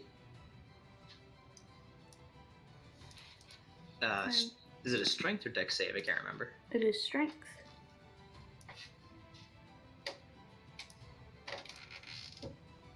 20 feet by 20 feet, so this needs to take this down by 1. There it is. I assume you want to put him in the center of it? Mm-hmm. No, just put it like right outside of him. So he needs to make a strength saving throw. He is not good at strength. And rolls another natural 1. What the hell? Yes! What is wrong with me today? So you watch as he, like, as these vines wrap up around him, he's like, and he's currently restrained. As you watch as she tosses out this card, it lands at his feet. He looks down at it, raises an eyebrow, he's like, what is this supposed to do? And eventually the card shatters, and then these vines start wrapping up around him, these purple vines. I know it's green on the effect, but they're purple. So, that's your action. I don't think you have any bonus actions you want to use. No. I'll stay right there so they don't have any attacks of opportunity. I'll put that down as your concentration for Entangle. Mandardus, you're up. I am going to again cast Chaos. Actually, yeah, Chaos Bolt, but this time on the demon and the dipshit who's entangled. Okay, roll to attack. Do I get advantage on him since he's entangled, or no? Let me check restrained real quick. I can't remember. Yep, you have. It says attack rolls against a creature have advantage. So you do. Alright, so I'll roll his real quick and it's of course I'm using twin spell again. Okay, so minus the minus the sorcery point. I didn't make that obvious. So for his, a 16. 16 hits. Okay. But he once again casts shield. Motherfucker. All right, so then for the demon, is another. The +3, that would be a 13. 13 just barely misses. Okay. Well, no, actually, no, not just barely, but it misses. All right. Well, I'm gonna roll. Also, yeah, roll a d20 for me, please. And do you want me to go ahead and? Well, actually, I'm gonna see. Excuse me. I'm gonna roll the damage to see if I get the doubles, which I don't. Okay, and then the d20. Yep. For the chart. Yep, for the chart. Got a 5. All right, so moderate. Roll 1d100. Yes. Here's the scary part. So you get your Tides of Chaos back after this. Yep. So you can use it again. 89. 89. You said moderate? Yes. You gain the ability to speak one language of your choice for 1 day. I'll take Undercommon just to have it. Alright. Nothing fun yet. No, yeah, it's never. Anyway, Signa, you're no Signa. Thrisis, you're up. Why did I say Signa? All right, you swing with Lightbringer and you bop the demon on the head, and he takes 1 point of damage. Boop. Actually, that shouldn't be right. It should be 1d. Should be 1d8 plus your strength. I tried to set it up. I don't know if I did it right. It's okay. The attack hit. Just roll a d8 and add your strength, please, and I'll figure it out for you. I was trying to do it so that it would have the 1d6 for the command word thingy too, but Here, let me see right here. Lightbringer. Oh, you forgot the 1. There we go. Try it now. Try clicking Lightbringer now. There it is. it's a little better. Okay, so we'll use the damage for this one, but you didn't get a crit, unfortunately. So, did you say your command word? Yeah, I was using the bonus action to do that. No problem. So you all watch as Thrisis pulls out this new golden mace and shouts the command word, brightness, and you all watch as the glow of this mace shines with brilliant radiance, and he swings it with a mighty arc. So that's 4 points of damage to Balgura. Do you want to move anywhere? No. And I would much rather the command word be sparkle. It's Nesnar's turn. Gritting his like the sparkle. gritting his teeth, he's gonna try and pull at it. He's not gonna try. You know what? He's not gonna try and escape. He still thinks that you all are, but all seeing his like demon, like dying quickly. He's like, "You're a decent distraction," and he points out his finger, like finger gun style, and he does, as he has his thumb in the form of a hammer slams down. You watch this little orange bead fly out of his fingertips. So let's see here, 20, just out of 20. So Signa, Blanton, Thrysis, and Thea, I need you all to roll me dexterity saving throws.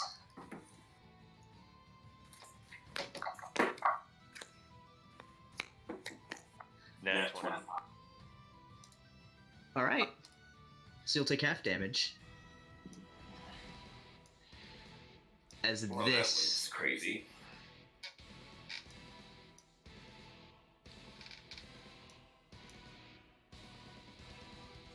So there was a bump downstairs, and Jade sent me downstairs, and I took my pants off to deal with the burglar. That's the best way to do it. I'm gonna roll the fireball damage. Was it a cat?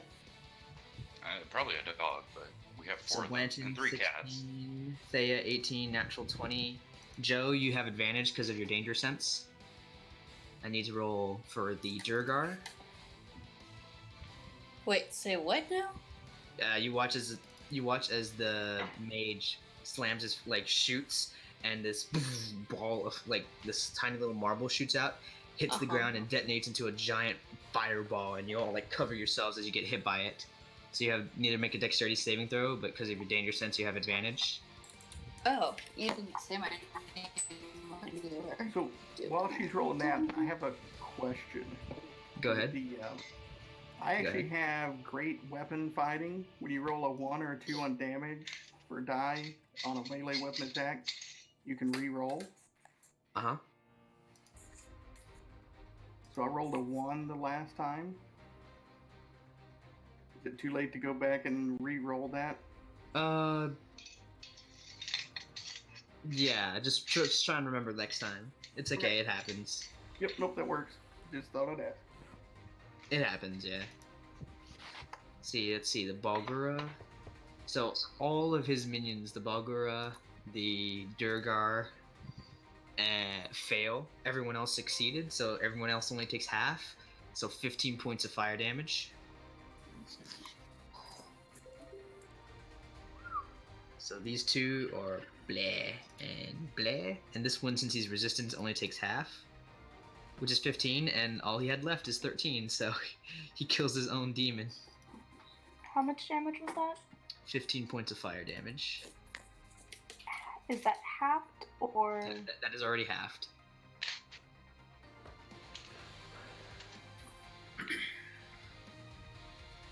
You watch, you get you hear your spirit in you hear the spirit in your head, look out, and you turn around and you see the detonation of the fireball, and you're like, and you cover up. The demon's body, after being killed, goes back to the abyss. Okara, you're up. Only 15k. You're not at 1. There it is. All right. I am going to aim with sneak attack at the guy in front of Thea. Go ahead, roll to attack. You have advantage and sneak attack.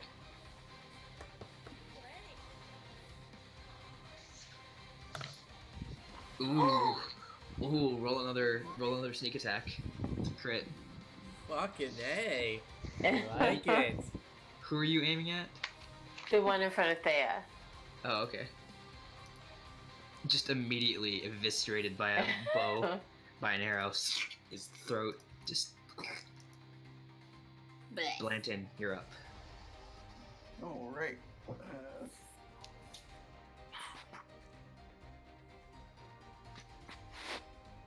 So I'm going to move up here. As my movement, and then I'm going to use my last 12 points of lay on hands to heal myself. Alright. So, 12 points. to yourself. That's your action and your movement. Yep.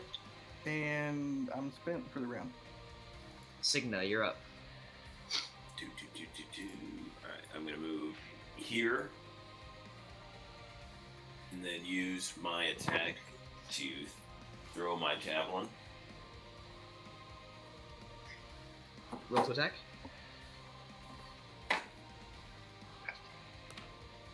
It's 19.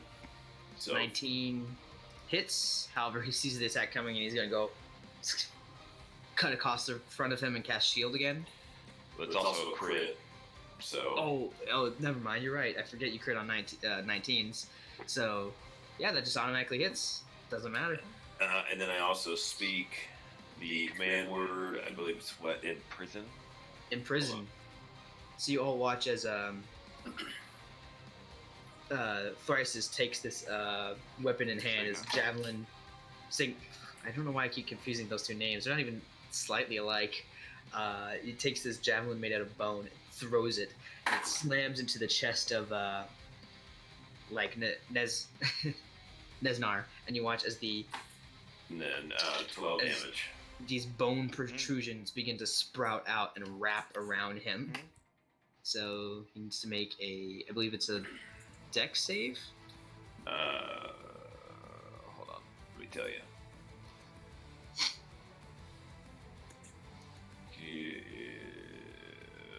Entangling strike.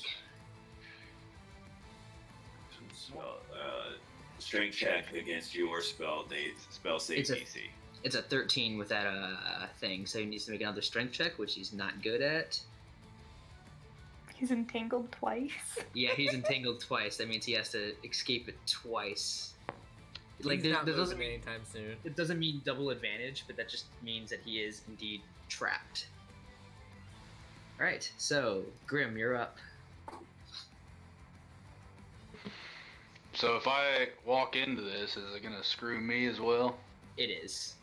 I mean, you have to make Sweet. you have to make a strength save, but maybe you can Ooh. pass it. Maybe knows? I can. Well, I gain advantage on strength checks and saving throws. So you'll have advantage. Swoop, fuck it, let's go. I'll go over here. All right, so roll as soon as you hit here, roll a strength saving throw. See what happens. You have advantage because of your form. Alright, advantage and strength. There you go. make it, so you can't Sweet. make it too. Okay, now I will attack. Roll to attack. You have advantage because he's double restrained. You don't have double advantage, but he'll have to escape being restrained twice. Okay. So there's one. And then, does that hit? That hits. Nice. 6 damage. So he should also get lightning damage. 9. Nice. And then my second attack, I don't know how to do it without the addition. We'll just minus it. Okay. So take 24 off whatever hits. you're supposed to take off. Okay. Minus the modifier of Dex. What's the +2? Proficiency. Oh yeah. Proficiency shouldn't be added to weapon damage. I have no idea. Alright, well I'll look into fixing that. So I just read it on there. it's only 3 points of damage. I get a bonus to unarmed attack somewhere. Oh, is that? Oh, okay. Is that the reason? Yeah, predatory strikes maybe? Okay. No problem then. So 10 points. So, okay, he takes the damage. Okay, and then, That was your action, Another- bonus action. Oh, another ride of lightning. yep. So that should be He's looking really rough right now. both Just my being attacks. Okie dokie. We'll get this guy right here. Alright, roll to attack. Oh, wait, hold on. It's on advantage still. Oh, okay. I mean, you can use reckless. That's a thing. Just make it advantage. Oh. Alright, sure. Let's go reckless. Okay. That'll be fun. Alright. And you still have your bonus action, Rage Lightning. He needs to make a dex save.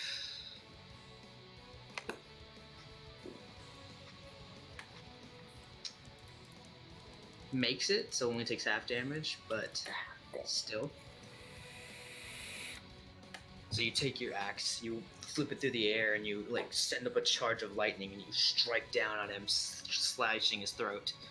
Thea, you're up. Talking's a free action, right? It is. Please don't kill him. We need him for questioning. So what do you do? I want to go here. Doo-doo-doo. I will cast Eldritch Blast on that guy. Eldritch Blast. Alright, roll to attack. It has advantage, because he's entangled. No, I'm not. I'm shooting at the Durgar. Oh, okay. 23 hits, and it does the ending damage. You gambit throw, and just through the like hole that like through the sort of like hole that Joe left in his neck, the bolt goes flying through and out the other side, killing him. Mandardus, you're up. Now, did I hear her yell this, or? Yeah, no, you heard, everyone heard her. It's up to you if you want to follow it.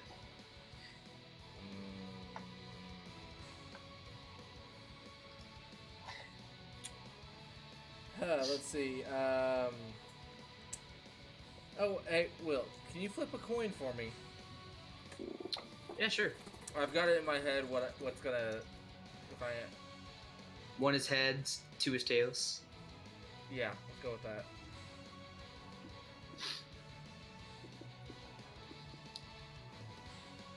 It was a 2. I guess I'm following it, but I am going. How high up is this bridge? I'd say about 10 feet. Not incredibly high. Okay, so I can make. Can I make it? You can fall down safely, yeah. So I can make it to there, or would I just land there? You can make it there, yeah. Alright, then I'm just gonna go ahead and jump and land right here. And hold my action of Shatter in case I need to use it. Okay. Action held. Thresses, you're up.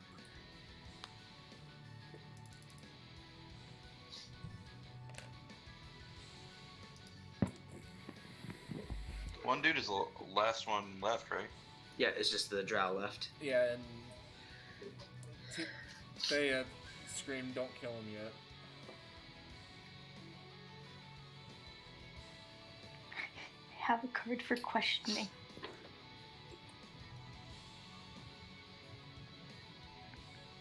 Hold person, okay.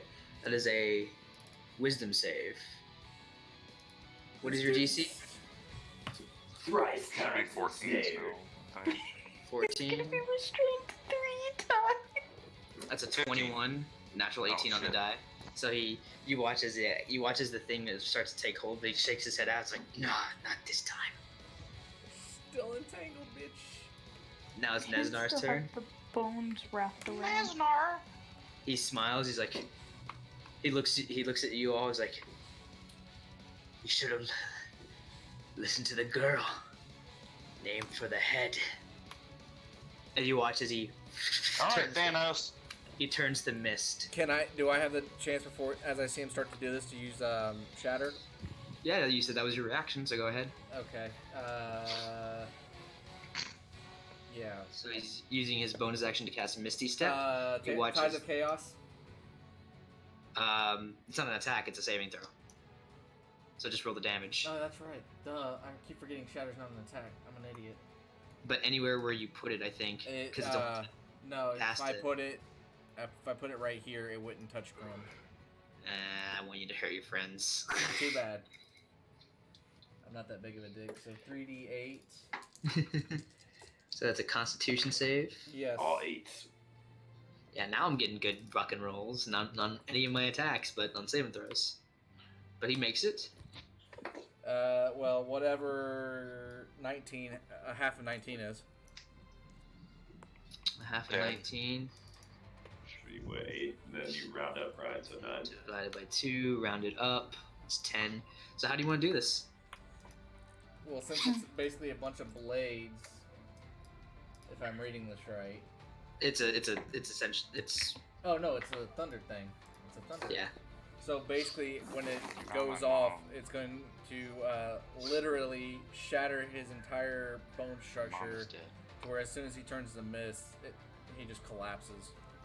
You see as his body begins to shift into the form of mist, and you watch as behind him several you hear a crack, and these magical cracks begin to form within the weave, and all of a sudden a thunderous thoom lets out, and you watch as the Vesnar's back arches, and he screams in pain as his every blood vessel in him begins to pop, and he falls down to the ground dead. Gruesome. I'm gonna look at Thea and be like, sorry I killed him, but he was getting ready to escape, and we couldn't have that. It's fine. I released the entangle. So wait, was he the spider, or was he working for the spider? Thea, you recognize him as the individual who referred to himself as the spider when talking to you. I called him. He called himself the spider.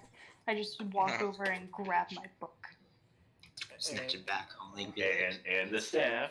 No, that's what I was gonna say. Is I'm gonna walk up and grab that staff. See if there's any magical properties to it. And give it to Gambit. I mean Thea. Yeah. Thea. I mean, roll an Arcana check. Gambit? That would be a 11. You see runes, but without an identification spell, you wouldn't know. I'm gonna hand it to Thea and be like, hey, can you identify this? Fine. Since you're awesome like that. I don't have the handout ready for it. However, it is a staff of spiders. It is a quarterstaff that does an additional 1d6 poison damage. And once a day, you can summon a swarm of spiders. Oh, I literally am going.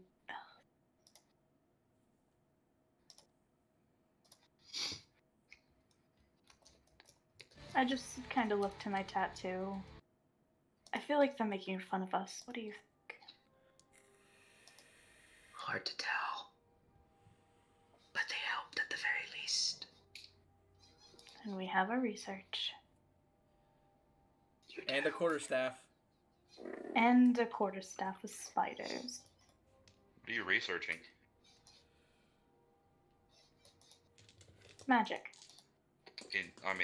What kind of magic in general? You don't have to be specific. I just take out a card. Oh, just like card magic? Oh, you've never seen it before, have you? I don't think any of us have. Exactly.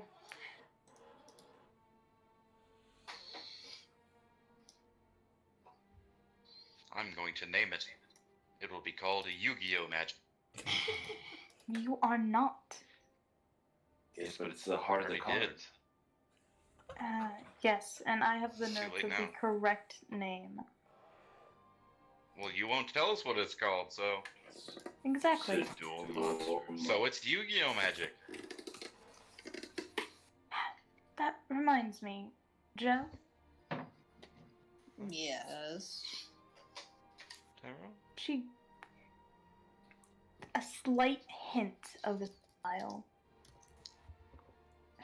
Thank you very much. Uh-huh. I know I don't know you very well. You do know me very well. But thank you for standing up for me. Yeah, well, it's not nice when people make fun of you.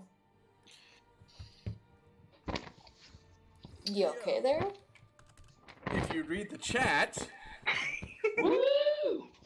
Level up. I'm gonna say I leveled up too. Yeah, welcome to level 3. Welcome to level 5, everyone. Level 5, motherfuckers! can we just roll our For hit the- dice? Yeah, if you want to roll your hit dice right now, or you can do it later. But for the sake of expedience, because it is now 11:30 for some of y'all and 10:30 for me. You So all it's coming out. You all you find.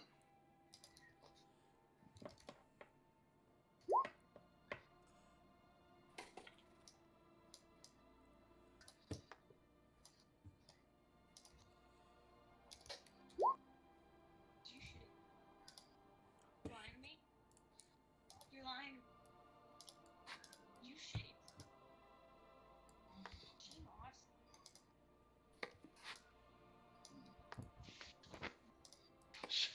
I'm putting in chat what you all find, Baby? Ew. and this is what you all find. 100 on the spider. You find on the black spider. You find 5 malachite gems, 5 carnelians, 2 paradots, and 1 pearl. You find a dwarven ale mug made out of hammered electrum, a potion of healing, his staff of spiders.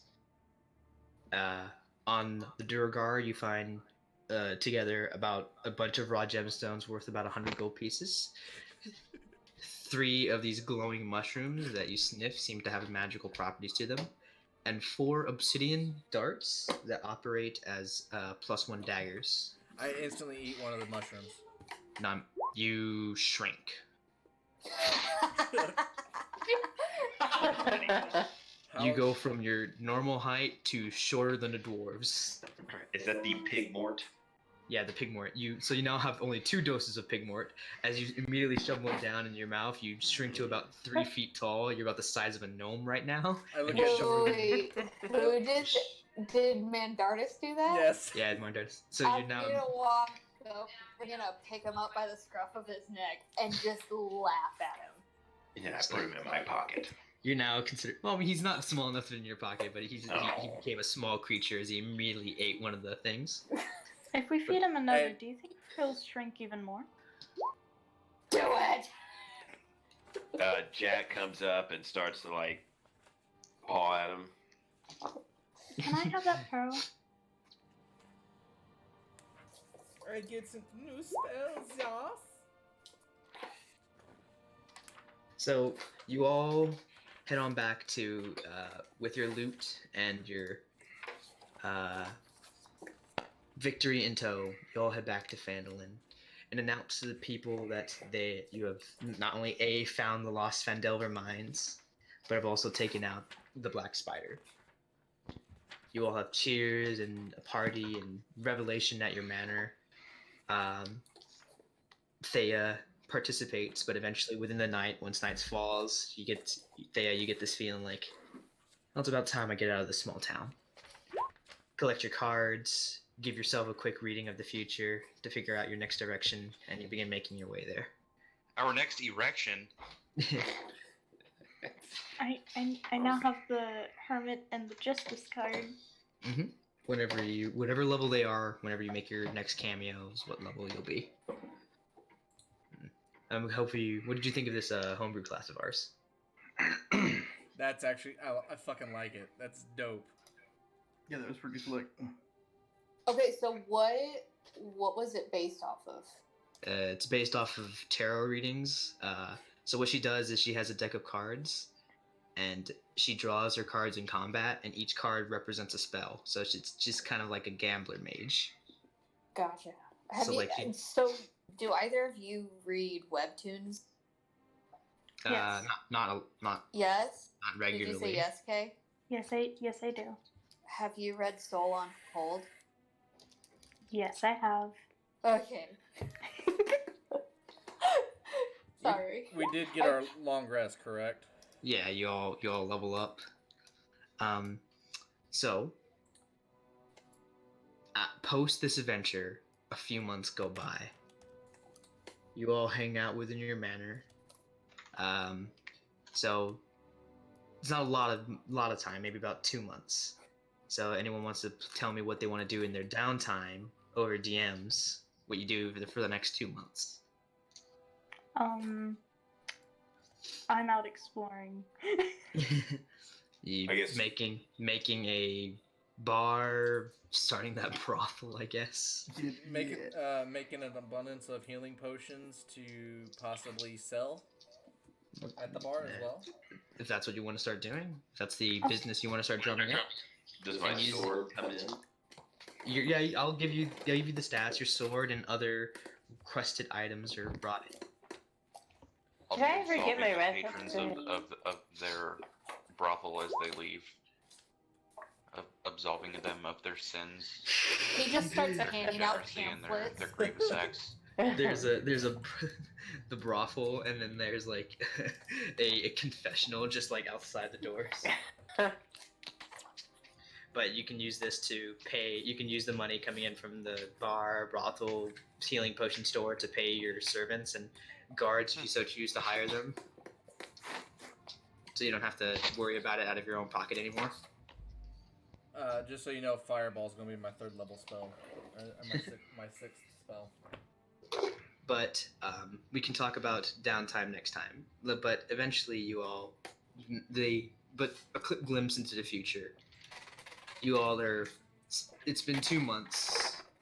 Everything's quieted down. You guys aren't really going out on quote unquote adventures, but you do saunter out when people ask and kill the random bear or so as needed. Eventually, as you guys are chilling, just eating breakfast one day, as like Sky goes about her daily duties, Dawn wanders in. She's like, you all are Sir Sildar requested you up at Cragmaw Keep. Apparently, some mail for you all came in, and it's rather important. She turns towards you, Thrisis. Apparently, your family's monastery is calling, and that's where she'll end tonight's session.